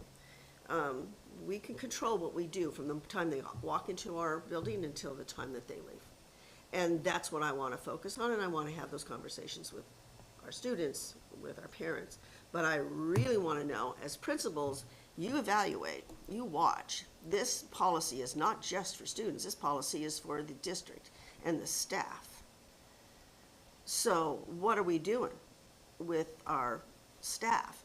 And I don't mean just our teachers in the classroom. I mean our staff that walk the halls, our staff that they interact with, in a variety of places, in the office, in the cafeteria, et cetera. How are we reinforcing that this is modeling a particular behavior that is really going to be helpful and sustainable for our kids to learn to control sometimes an addictive behavior? And I'm not going to say that I'm not. I hate looking at my own cell phone usage chart because it sometimes tells me that I'm way over what I should be doing. I think we need, as responsible adults, to help our students, but I think as responsible adults, we should be modeling what we're saying. So how are you? You guys are principals. You're evaluating your staff. What are you going to do? Yeah, keep passing that. Yeah. So a couple things that I like. I just came from a volleyball game that I was monitoring, and like Claudia said, at lunchtime, it is crazy loud in there. That's great. They're talking. The volleyball game, though, it's okay to have cell phones out. It's awfully quiet, So and that's where it should be really loud, right? So that's just like what I just witnessed of that. the harm when you talk about kids in hoodies and all that and not feeling fear about wearing it, that's real. Here's the other thing. It's also very real for our staff. We have kids who sneak pictures of teachers and then post really horrific stuff about our staff as well that sometimes finds its way back to our staff. And that really is soul crushing for a teacher when you're working so hard and you're seeing this really horrendous stuff posted about you. So it's not just protecting the kids, it's protecting the staff as well. As far as communication and stuff, like with us, we let kids know because at middle school, nobody wants to be centered. At high school, you don't want to be centered out either. So like we tell the kids that like we're on our phone because we're communicating for support or needs on our cell phone. So that is what we do. We'll text like, hey, we need some help in room 210. And then we'll respond, okay, we're on the way. And if a kid says something to us, we're like, look, no, this is just a work text. We're not like surfing the web or doing whatever. And we do have people who do just like, you know, maybe on lunch duty or sitting on a phone instead of watching what they're supposed to be watching. And it's conversations that need to be had. And it's less about like, hey, you're not modeling. It's more about like you're negligent in your duties right now. You're not doing what you need to do because you're looking at your phone. That's more important. The modeling part, because we do tell the kids like we're adults and we're using the phones for work purposes, and so we communicate that with them. But for me, it's more about like if you're on lunch duty and you're looking at your phone, you're not doing lunch duty. You're looking at your phone. So that's super important. But yeah, so those things that you bring up are important. And then the other thing that you said, Pam, was like talking about like cell phone use after school. And the cell phone use out of school, like kids are we are all on our phones for hours and hours after school, right? And so like, I know from my own kids who we try to monitor, like it is out of control, the amount of usage. So if we can have 6 hours during the day where they are not glued to the screen and they're interacting with people, they're interacting with teachers, and they're like getting like, they're learning, then I think that's important. Saying a school-wide ban is really tough because you two are over here and I'm hearing you say like, but I'm doing what I'm supposed to be doing. Why should I be associated with this? But by proxy, you are associated with it, at least at like the middle school level. So Nathan's a student, he has his phone out in class and he's not supposed to. And so I go up to Nathan and I say, hey man, I need your phone, you're not supposed to have it. He says no. That interaction can take 15 seconds, but now it's interrupted instruction. People have stopped work and they're watching the interaction. And then if he refuses to get phone, then I have to get involved and I come down. And then it becomes more of a show. And so while all of this is happening, the kids who are doing what they're supposed to be doing are still impacted because instruction and learning are stopping because the teacher has to stop to deal with like a disrupted cell phone in class. So like everybody is impacted in it, even if you're the one doing the right thing. You still get impacted by the cell phone use of others because it does impact. Now, at the high school level, it could be different, but at middle school, it's 100% about the show. And then it does detract from the learning, and it does take away from that situation. And it also harms the relationship between the teacher and the student because they have to be the heavy, but we tell them not to get into power struggles. So then I have to interact, I have to stop whatever I'm doing, or our campus safety person or my VP, to go down and work with the student who is doing whatever with the phone, right? So like, it becomes this whole thing. And so like everybody is impacted by it, whether you're directly doing it or you're indirectly doing it. There is an impact to the learning environment that I feel like we can avoid. So I don't want to get us off topic. I actually have to go pick up a kid pretty soon, one of my own kids. So can I just give like one more thing before I go? So we put communications out through Parent Square, right? That has like the translatable communication options. And we had back to school night, we had 6th grade orientation, and though we had good turnout, we did not have 100% turnout. And I don't know everybody that's reading Parent Square, right? And for like 8th grade back to school night, significantly less numbers than 6th and 7th grade back to school night, right? Parents are just not coming the older kids get. It's not a surprise then also that more and more parents are saying, oh, we didn't realize that was your policy.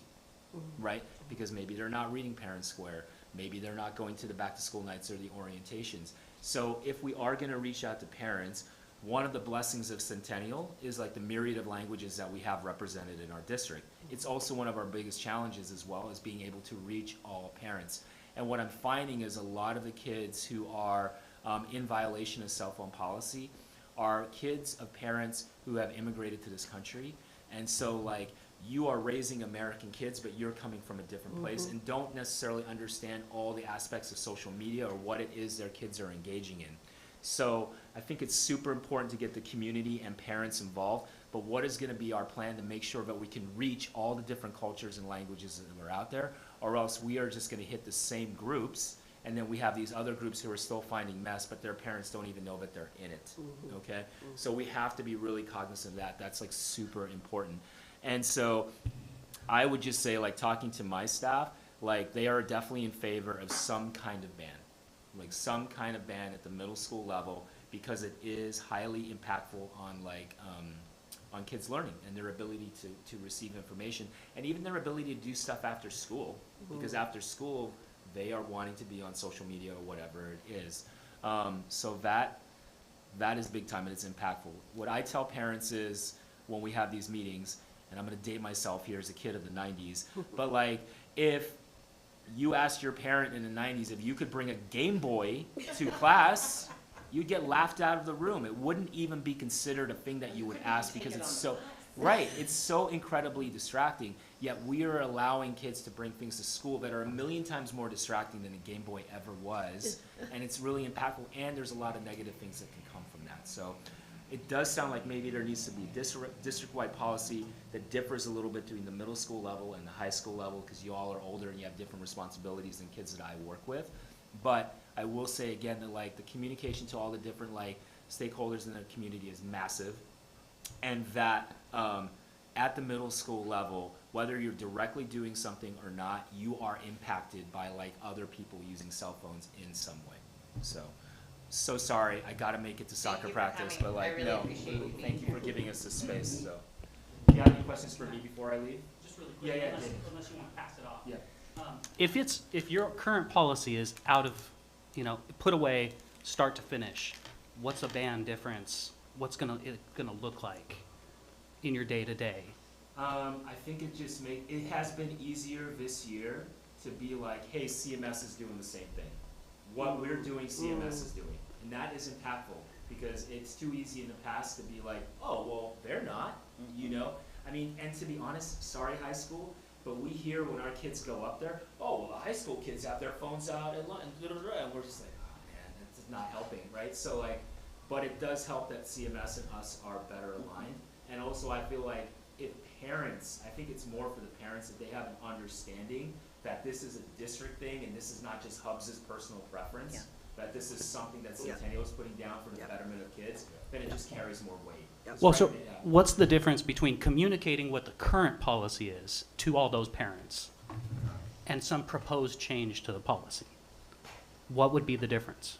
The difference would be the weight of Centennial supporting this thing, and not just right now like a policy that we have decided that we're gonna put together with James's blessing, with the idea that we're gonna have a further conversation.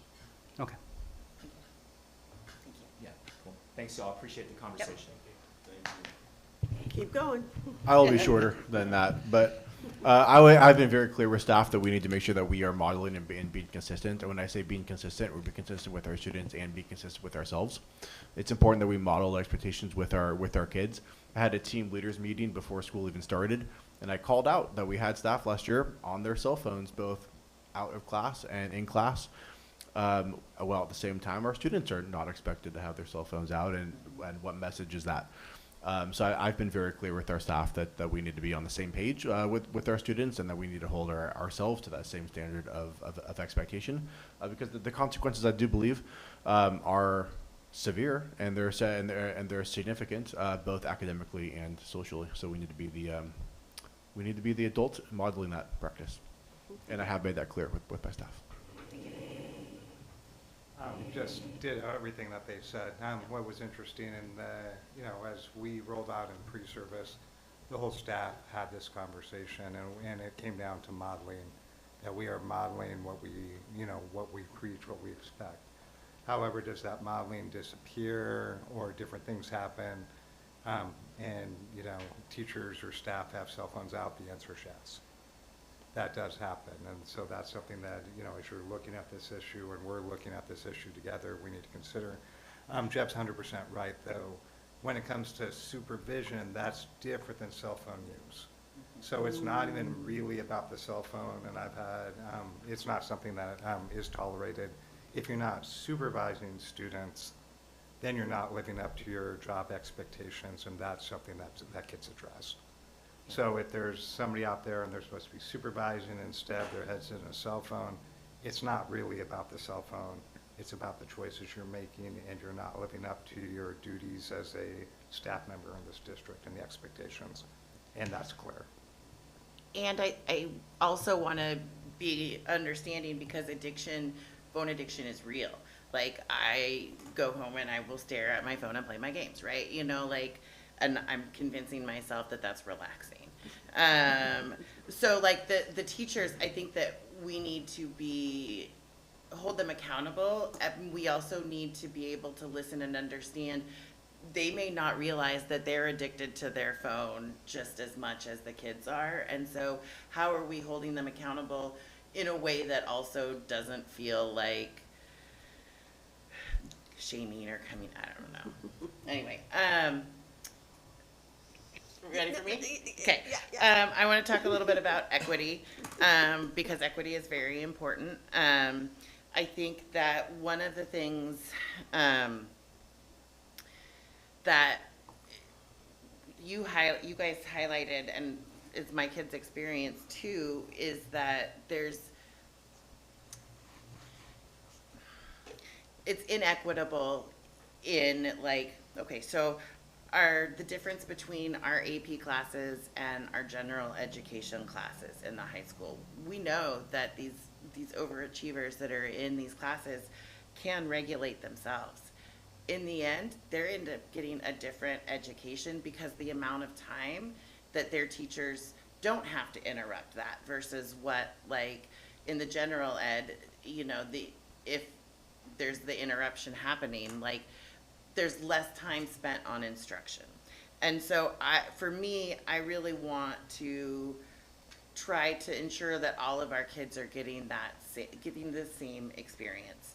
That said, our kids have a ton of responsibilities put on them, right? And so some of our students have huge responsibilities outside of school as well, with family, younger siblings.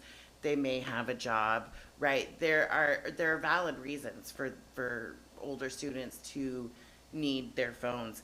I will say this may be a want and not a need, but I love the Life 360 aspect of getting to see how fast my kid is driving when he has his phone. I'd be pretty bummed if somebody took that away, and because then I'd be like, how do I track my kid? Where is my kid, right? You know, like, and as a parent, these are just the tools, right, that we have come to rely on because they're the tools that are there. You know, if we look at some of the things that are going on in Gresham right now, you know, there's so much. I'm digressing here. I do think that it's complicated, right?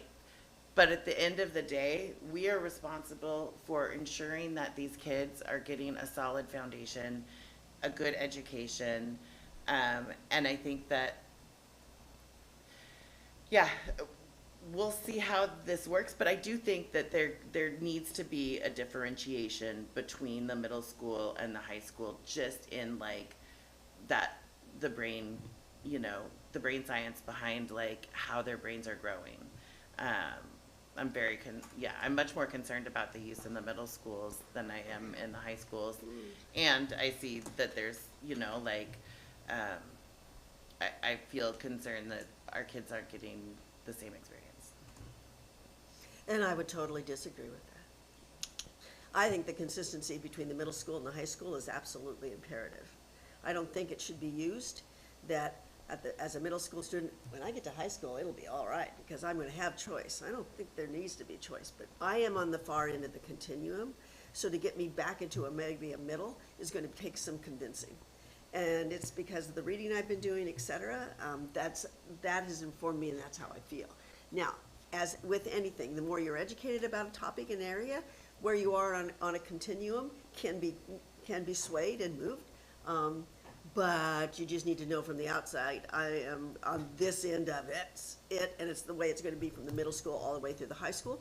Speaking of what happened at Seaside, there was a quote from a middle school student who was a freshman and says, "What are we doing here? Now we're at the high school, we're no longer going to use our phones like they used to be able to do." What was it? It was something like, Now I have to Pilgrims.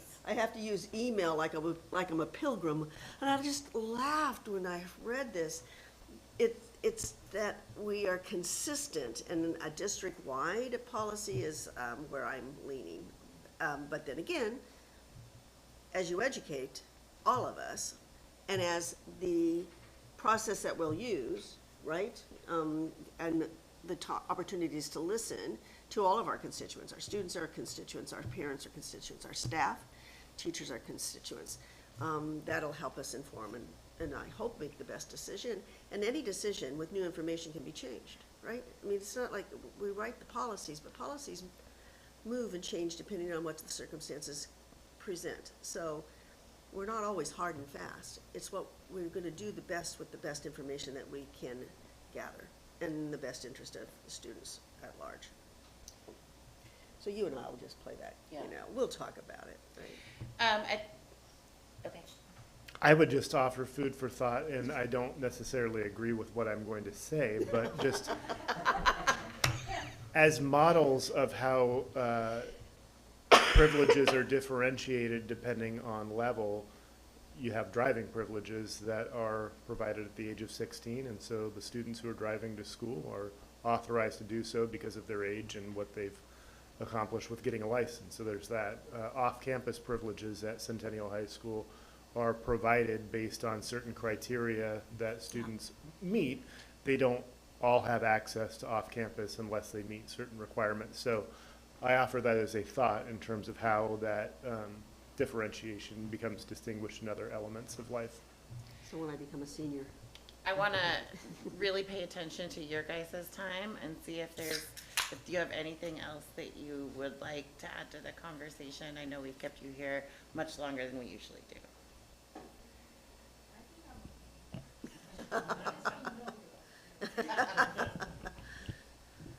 I really believe that if a teacher really doesn't want us to use our phone in class, if they like be more consistent with it, just like what she said earlier, Yeah. like they will stop. Like I just believe it. So. I agree. Thank you very much. This was a very good conversation. I would love to open it up for any final thoughts before we move on. To be continued. I really appreciate you all coming here and presenting us with your thoughts, what's been going on. As you know, the hot topic in the news right now, and it's just great to see the work that you guys are all doing on this in our district. Can I ask a question? What is the next step in our process? Superintendent Owens. I was going to volley that back to board leadership and what sort of, can you summarize and provide direction to the administration in terms of what you've heard and what you'd like us to do next? But we can talk about it together. I mean, we've already talked about the commitment to the community at large, right? Mm-hmm. Our parents, et cetera.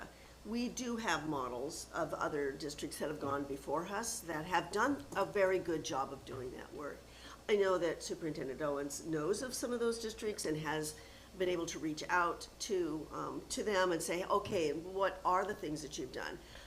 There's no reason to reinvent the wheel. What we need to do is put the Centennial spin on it. So if we have those materials available to us, then I really would think that if you could bring those back to us, and with your help, and I really do believe that you need to be an integral part of this, and our students as well here, so that we can shape that, those pieces, and then get them out to our community, and then make a decision about when will that have impact on changes in terms of policy. I'm watching districts right now who say they're making changes starting January 1. I don't know that that's appropriate for us or not. I'm not going to speculate. But we'll figure that out when we are able to get through the materials, having you in particular, and maybe student leadership as well, looking at those kinds of things and saying, yeah, this feels good. It looks like it's asking all of the right questions. And then how do we gather that information and bring it together? Whether that's a committee process, whether it's just I don't always know the names of the groups that you convene, Superintendent Owens. but I have a lot of confidence in your abilities to pull those things together and do the right things by our constituents and the variety of constituents that we've been discussing tonight. If I was to distinguish the decision points here, I'd say a few things. Number one, what I'm hearing is that there's inconsistency with respect to how the current policy is written and what the handbook and the enforcement at the school level is. And so part of what I heard in the discussion is the desire for alignment and congruence between what's stated in school board policy and what's actually being rolled out.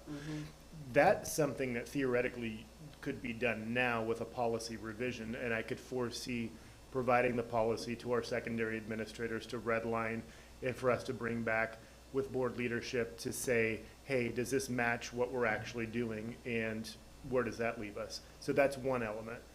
Another element is the active enforcement of the policy and what that looks like, which would be, do we do what we're currently doing and say, this is our policy and this is what we expect? Or do we have an enhanced enforcement mechanism like a yonder pouch or some other derivative of that that is being implemented to enforce the policy, which I think is another element of the conversation, just in terms of like, what can we collectively do as a board and admin team going forward? And I don't know, you know, based on how I frame that, what thoughts you have about where we might proceed.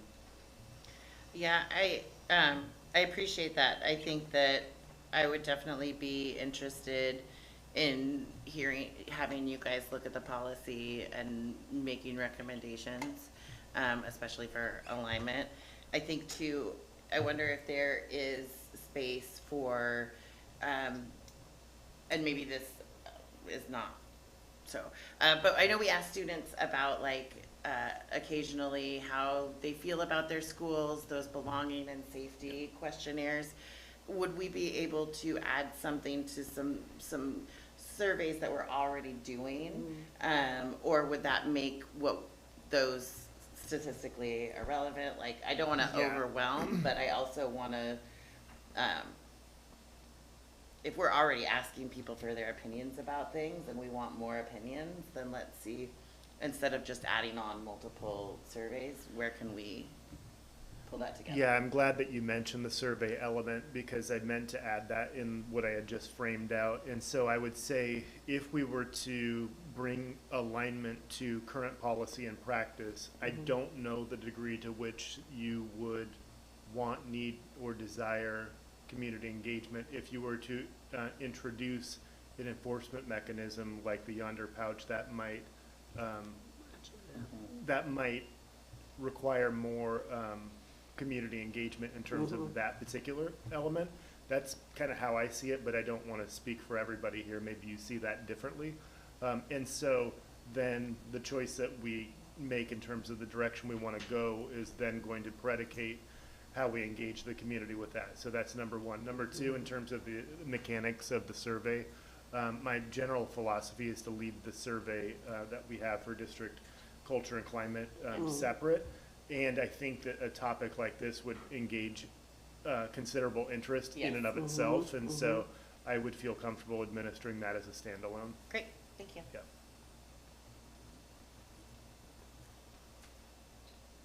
Okay. Sounds good.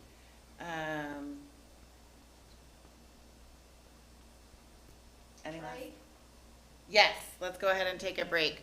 Let's take 10 minutes. 8:19, we'll come back at 8:29. Recording stopped.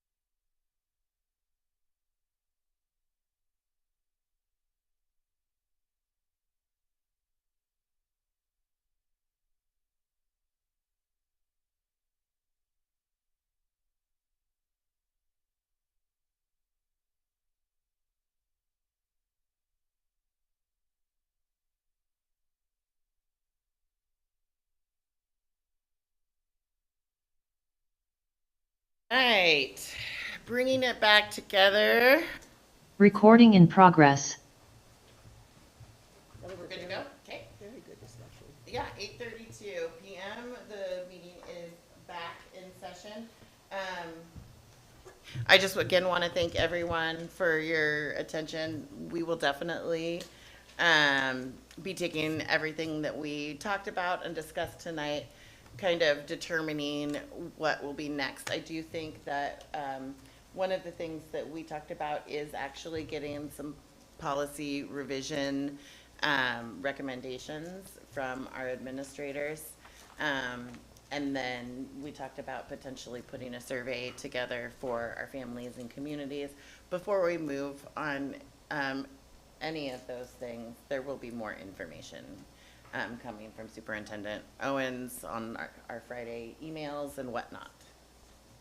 Thank you. Yeah, thank you. So let's go on to new business. Speaking of social media, let's talk about engagement agreement with Keller Rohrbach LLP. Please take it away, All Superintendent right, so Owens. there's definitely some resonance here between the topic that we just had and what you see in board book. And so I'll provide a little bit of context so that there's some explanation of why this is in front of you this evening. So I would say about May, I received an email from a law firm asking about potential engagement. And, you know, we get a lot of emails and sometimes you see things and you're not sure whether it's valid or not. So on this particular one, I engaged with our government affairs administrator, Stacy Michelson, to see if she had any awareness, and she had referenced Portland Public perhaps. I had engaged OSB legal counsel, who responded and said that that was outside of the scope of the guidance that they are able to provide, and referred to general counsel. I reached out to our general counsel, and they did a little homework for us as well, and had indicated that Portland Public had engaged with this particular law firm on the Jewel lawsuit, if that's something that you had heard about within the last few years, as far as vaping and the damage that that's caused for children. And so there were some damages awarded in that particular case that Portland Public was able to benefit from, and so that offered some legitimacy to the legal firm's capabilities with regard to litigation and so forth. So as it pertains to this particular matter, it has to do with social media's impact on youth. Our general counsel met with our board leadership and myself within the last month, and talked to us about what our engagement would mean with respect to this law firm. There is litigation that has gone through an initial phase, and apparently that was not successful. But as you know, with the judicial process, there's an appeals process, and so that's still active. And it sounds like districts are able to continue to join in. So in summary, in terms of what you see here, it provides the district an opportunity to join with other districts in the state and nationwide with respect to damages, some of which you've heard about from the principals this evening, with respect to social media and its impact on children and its subsequent disruption and interference with the learning environment. And so that would allow us to join in. Our risk level and our active engagement is low, and it potentially could yield a return in terms of monetary damages to the district and others who are a part of it. So that is the context. As you see in the board note, I recommend that the board authorize my engagement with that particular law firm, and I will leave it to the board for any questions or deliberation. Thank you very much. At this point, open to questions, thoughts on the matter? I'd love to hear a motion, if anybody feels so inclined. Move to approve the authorizing the engagement of the law firm and joining in this social media lawsuit class action. Would I call that a class action suit? I would have said class action, but I didn't see it in the literature, and that's why I didn't say that. But that's the concept as I understand it. Word that as you may. Before we take a vote, just want to open it up if there's any thoughts, questions. Great. All those in favor, raise your hand and say aye. Aye. Aye. The ayes have it. It's always funny, the ones that you think are gonna have much more conversation. All right. Oh, welcome, Director Wright. So you see, Director Wright here has a monster of a, I don't know how you say it here, but there's usually not this many policies lumped into one grouping here. So it'll be interesting to see how Director Wright introduces this. One of the things, could we describe a little bit in your presentation to our newest board member about how we process policies? Because this one was not the one I would have liked to be introduced to. Let me say at that very first meeting, it's like, So, holy. Let me introduce the concept here, and then if there's any cleanup you want to do based on my description, feel free. So basically, with respect to policies, what we do is that Oregon School Boards Association provides boilerplate policies to the district. And within those policies, it has some choice making the district can do. And the district could choose to do more than that, but they provide the basic policies that are derived from Oregon statute and laws that have been passed or updates thereof. We receive those, and our executive assistant, Missy Grindle, quarterbacks those to the relevant cabinet director who it pertains to. So in this case, what you see tonight has to do with health and safety, which is in the student services realm, and that's why you see Director Wright here introducing this particular one. What she'll do once she receives that boilerplate policy with some choice making is that she will adapt the policy as is best suited to the needs of the district from her perspective, and then we'll introduce that recommendation to the board. You as the board set policy, so you're receiving a recommendation from the administration as to how we see it might best suit our needs, and you're the decision-making body, so you can take that and do what you will with it. So with regard to how that is processed, it is a matter of board says, hey, looks good, we'll approve it, and that's why it'll say first read with option to adopt. Or, we need a little bit more time to digest this, we'll do another read subsequently. In the meantime, Director Wright, can you do some fact-finding for us in the meantime, or maybe check with legal counsel if this shift or change could be needed, or maybe there's some quick wordsmithing the board wants to see. Or another option could be, this needs a little work. What you're presenting to us isn't quite congruent with how we believe it should go, and so we'll kick it over to a policy committee. Normally what that might look like is a committee of 3 or less board members. I say 3 or less because that provides a non-quorum of board members to be able to then deliberate and work further with the relevant director on what the policy might say that matches the board's interest with how it actually is going to end up operationalizing. So that's just kind of the Cliff Notes, or as they say now, Spark Notes version of what that might look like. I'll turn it back over to Vice Chair Shields to say, how did I do, and is there any cleanup that you have? That was good. Yeah. Evening, everyone. And as has been alluded to, this is not typically how policies come. And so this is an exception where there are policies coming that are new, and really the deletions are policies that we've had for years that are being combined into one. So it looks like a lot is going on, and really they're trying to simplify some things. So hopefully we can all follow through. I've got hard copies, I've got the copies here, and hopefully as I talk you through things, it'll make sense, and happy to answer any questions. But as you can see on the board note, there were some revisions to the Oregon Administrative Rules that really focused on health services. So there are some new requirements, as well as, again, combining a lot of services.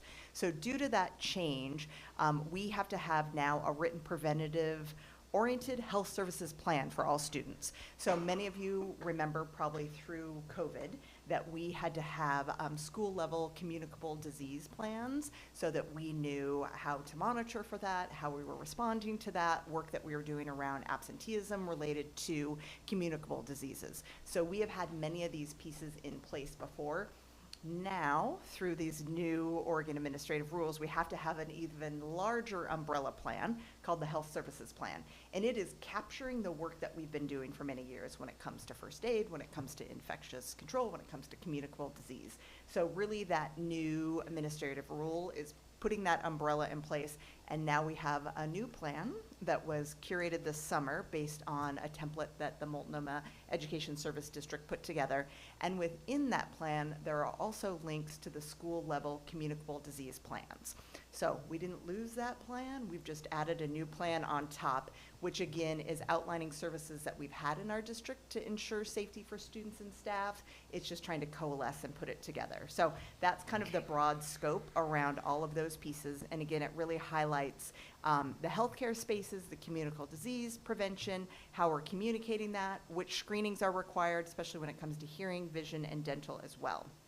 Because of those changes, there are things that are being deleted and things that just have been fine-tuned. So all of that, in a nutshell, is what's put into now the new policy around the student health services, which is EEBA. So that was a lot to explain, and happy to answer any additional questions based on that one. I think I had another, maybe I wasn't listening very good, Superintendent Owens, but did you talk about the difference between the policy and the AR? I didn't. Would you like me to do that, or do you want to take this one? I think you may want to know that because we don't approve the AR. The AR stands for Administrative regulation. So Yeah. I'll give the broad strokes on that, and if you want to clean up any of it. let me know. You got it. So they've got the policy and the administrative regulation. So the policy is what the board approves. The administrative regulation is how the administration carries out what you've asked us to do. The administrative regulation may or may not need to be approved by the board. Most times, it's included in the board book so that the board has the idea for what the administration intends to do by virtue of the policy. And the director who's presenting should indicate in the presentation whether there's required action by the board on the administrative regulation. If you see something you don't like in the administrative regulation, of course, let us know, but that's something that we're providing as a service so that you understand how that's going to be rolled out. So when we're approving the policy, the AR is there FYI.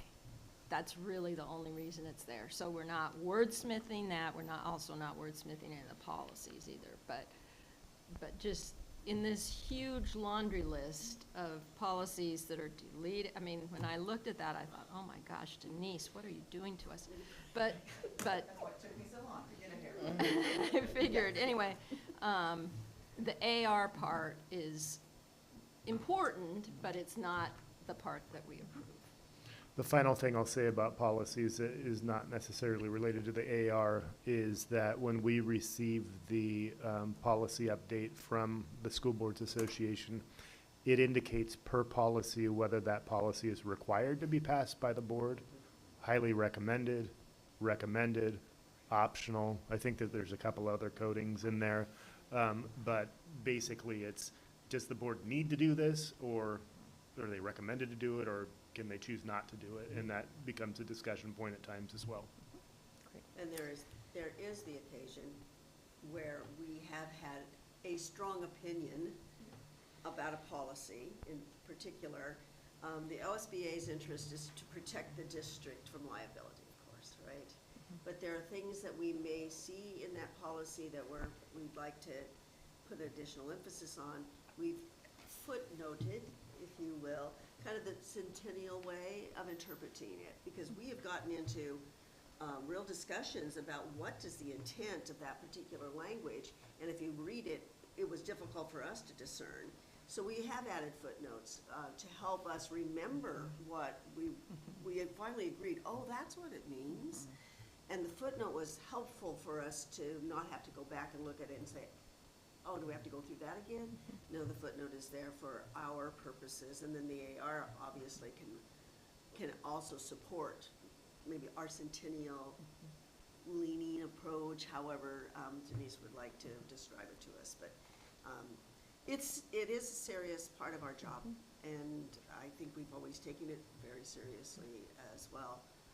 And when we have questions, we ask, and our directors that are in front of us are really good at, they know we're coming with questions for the most part, but they're also really receptive to, oh, I can explain that more to you, and we're always been welcome to contact any director with our questions that we have.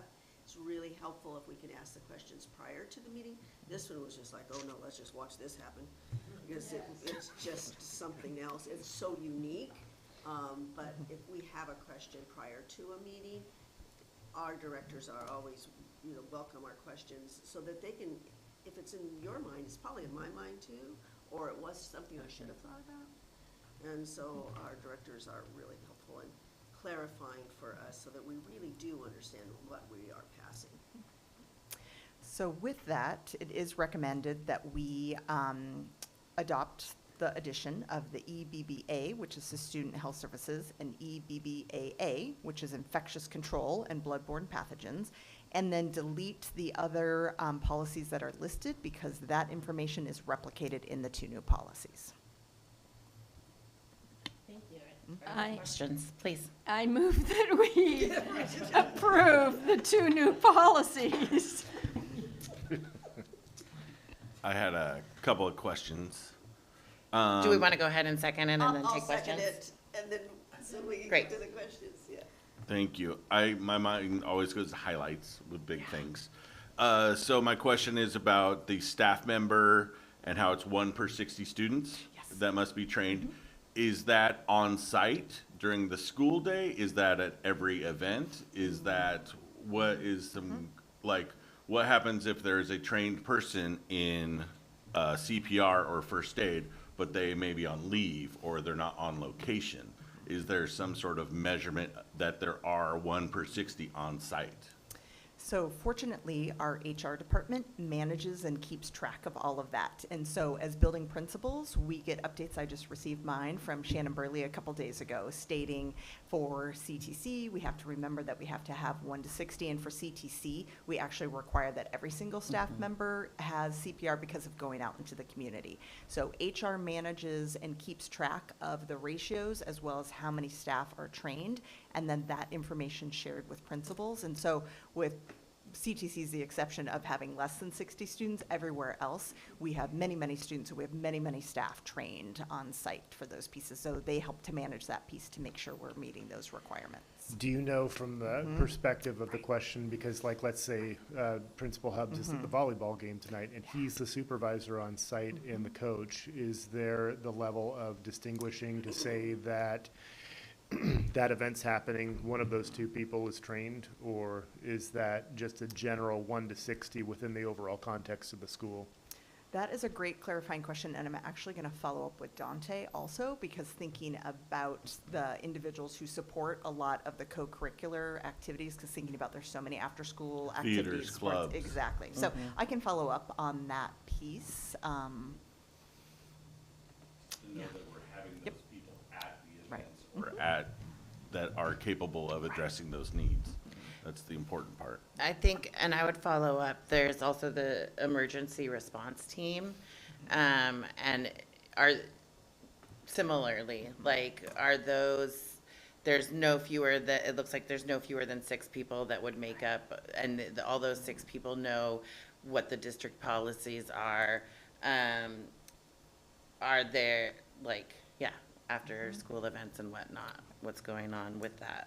That was my question too. That's good. Those are great questions. Not necessarily.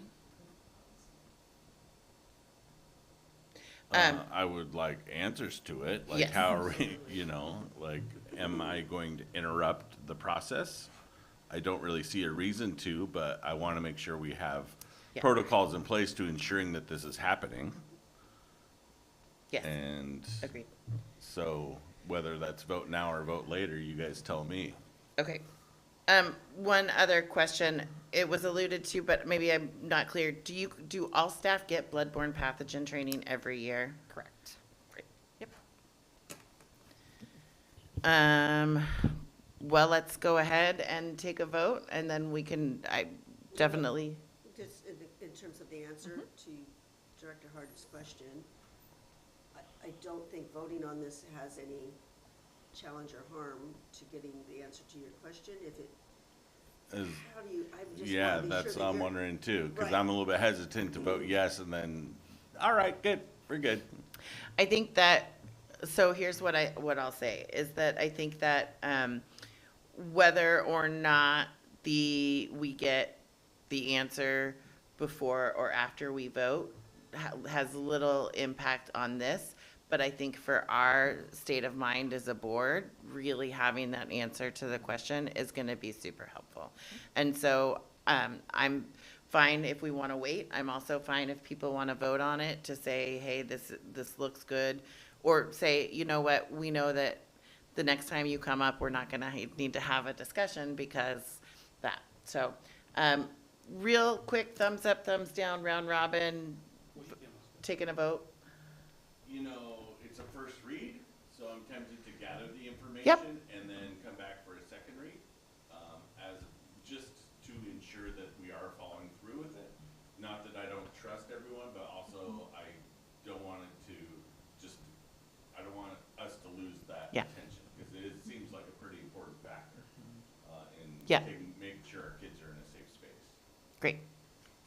I'm willing to withdraw the motion, if that's the right protocol. Okay. May I add, though, in terms of the first read, we have talked about clarifying questions that are necessary, and we need this clarification.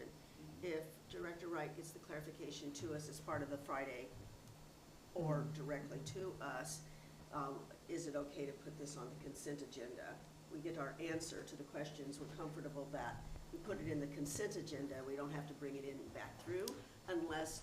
And remember, we always have the right to pull anything out of the consent agenda to put it into the regular agenda as well. So if you didn't feel like you had your question answered, you could bring it back into the regular agenda.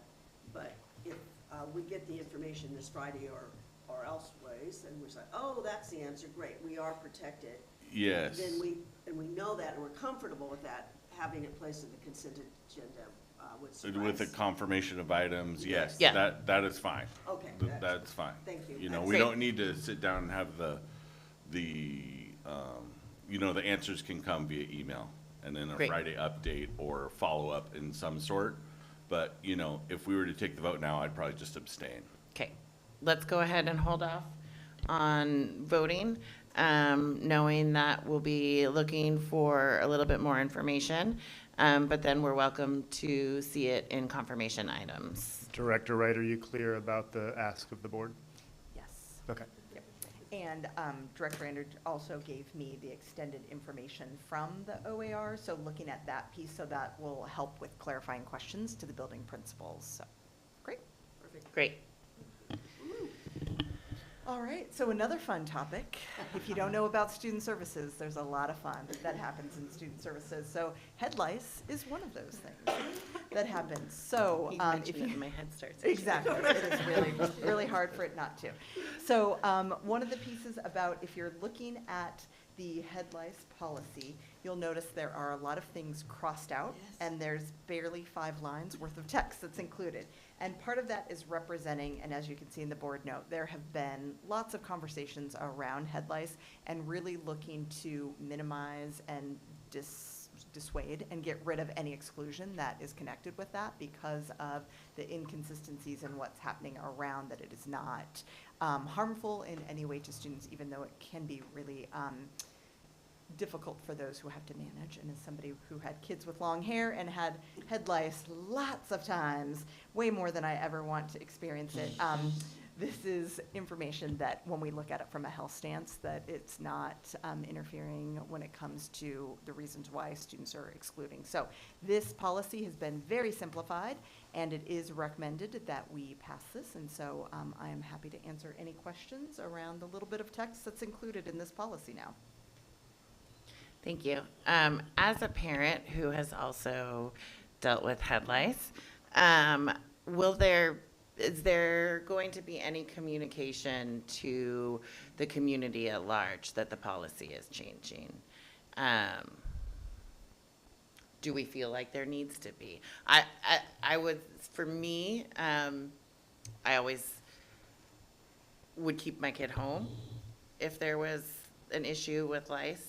And so just want to know if there's any plan to communicate with families, any changes in policy.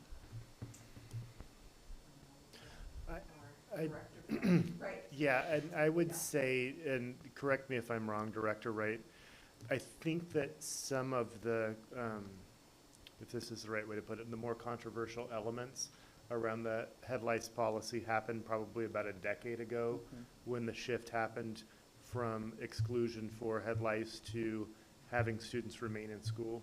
I think that the wording changes here streamline the policy, but don't really change the intent. Okay. And so I would say if there was a significant change of practice that was a result of this policy, I might lean towards what you're asking about. In this case, given the fact that I think it's just reducing wording to existing practice, I wouldn't. How does that track with your understanding? That makes a lot of sense, and I'm thinking about a situation that occurred last year that was very specific to a building.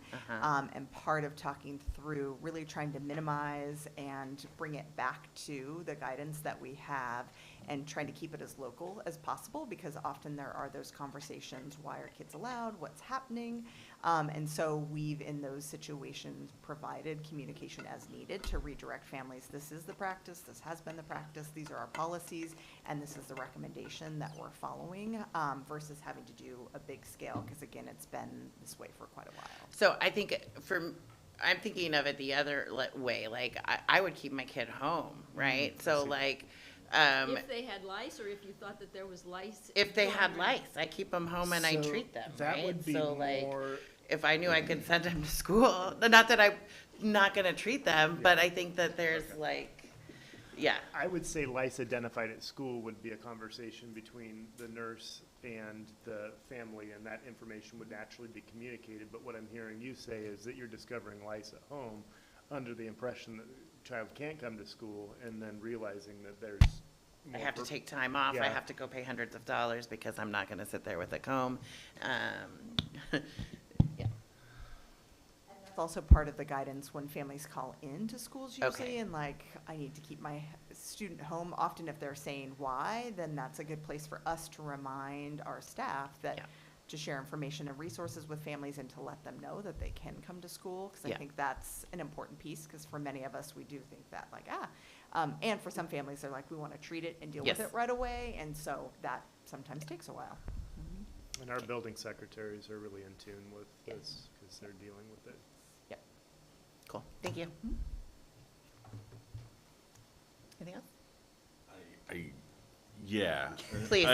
The student remaining at school is the part I just can't get over. I'm having a hard time with a student being identified as having lice, being at school, and then, okay, yeah, you have lice, go back to class. I have a really hard time.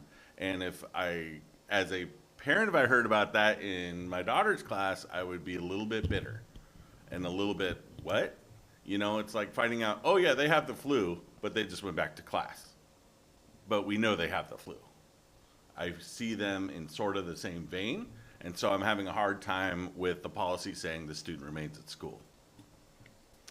Are you able to provide some background from Yeah. the public health perspective? Yes, yeah. Even though I am not a public health person, but based on many, many conversations with our advisors at MESD, part of the difference in that is head lice does not carry, it's not a disease. They don't carry sickness.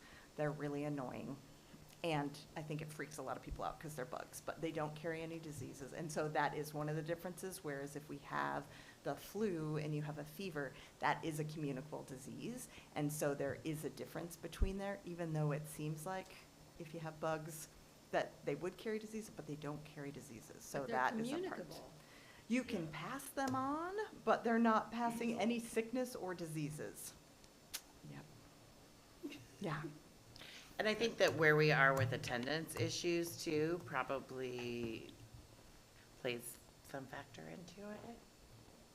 And we do really try to work with families because for some of our families, like this is a big impact. And like you were saying, like it can be really expensive, like trying to manage your laundry and if you're going to a place to deal with it. And so we do have the nurses in our schools support families through that because nobody wants to be miserable having to deal with that. And so that is also a way that we're trying to work with it. And then students and families and classrooms often go to the like, let's make sure nobody's coats are touching, there's so many things that we can do to help minimize and prevent that also.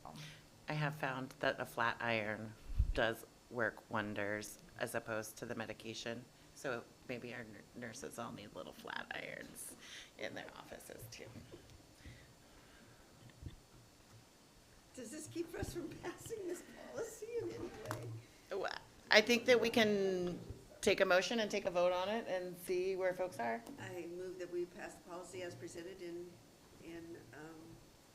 board book.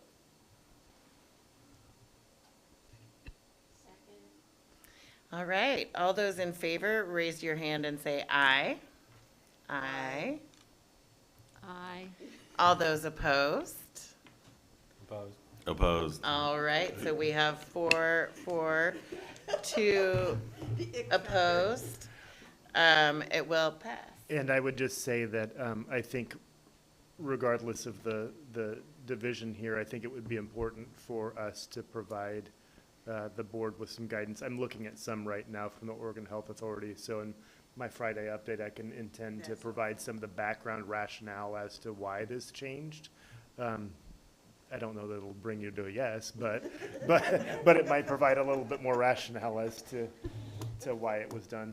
So, and I'll just share with you what I found, and you can vet it with whoever you need to do with public health to see if that's the right guidance. And I might have some additional resources that the MESD has provided as well. So Great.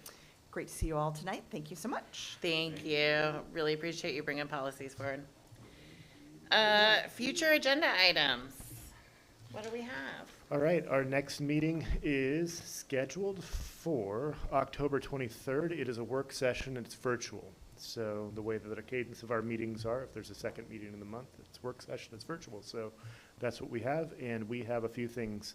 We have a new student services administrator, and so we'll have the opportunity to introduce that person if they are going to be available that evening, and I have confirmation. We have a Division 22 report that will be provided. We have Stacy Michelson, our government affairs administrator, in advance of our legislative session for 25-27. She will be providing an overview of what to expect. I had provided a little bit taster last time, but she'll go in more in depth. And then we have that monster of a policy that Director Wright had brought forward to potentially reconsider in the consent agenda. And then I see Director Southerton maybe has an emergency plan and first aid policy to bring forward as well. Please. I just want to mention that we've seen a lot in the news recently about students being concerned about safety at Gresham and Portland Public Schools.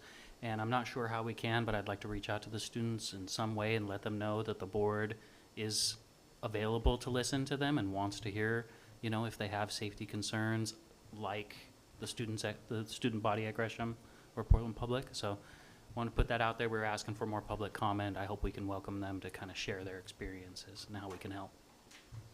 To clarify, are you meaning Centennial students or Gresham students? Centennial. Got it, okay. Yeah. Thank you. All right, anything else for the good of the order? Meeting adjourned, 9:05. Woo-hoo. Nicely done. Recording stopped.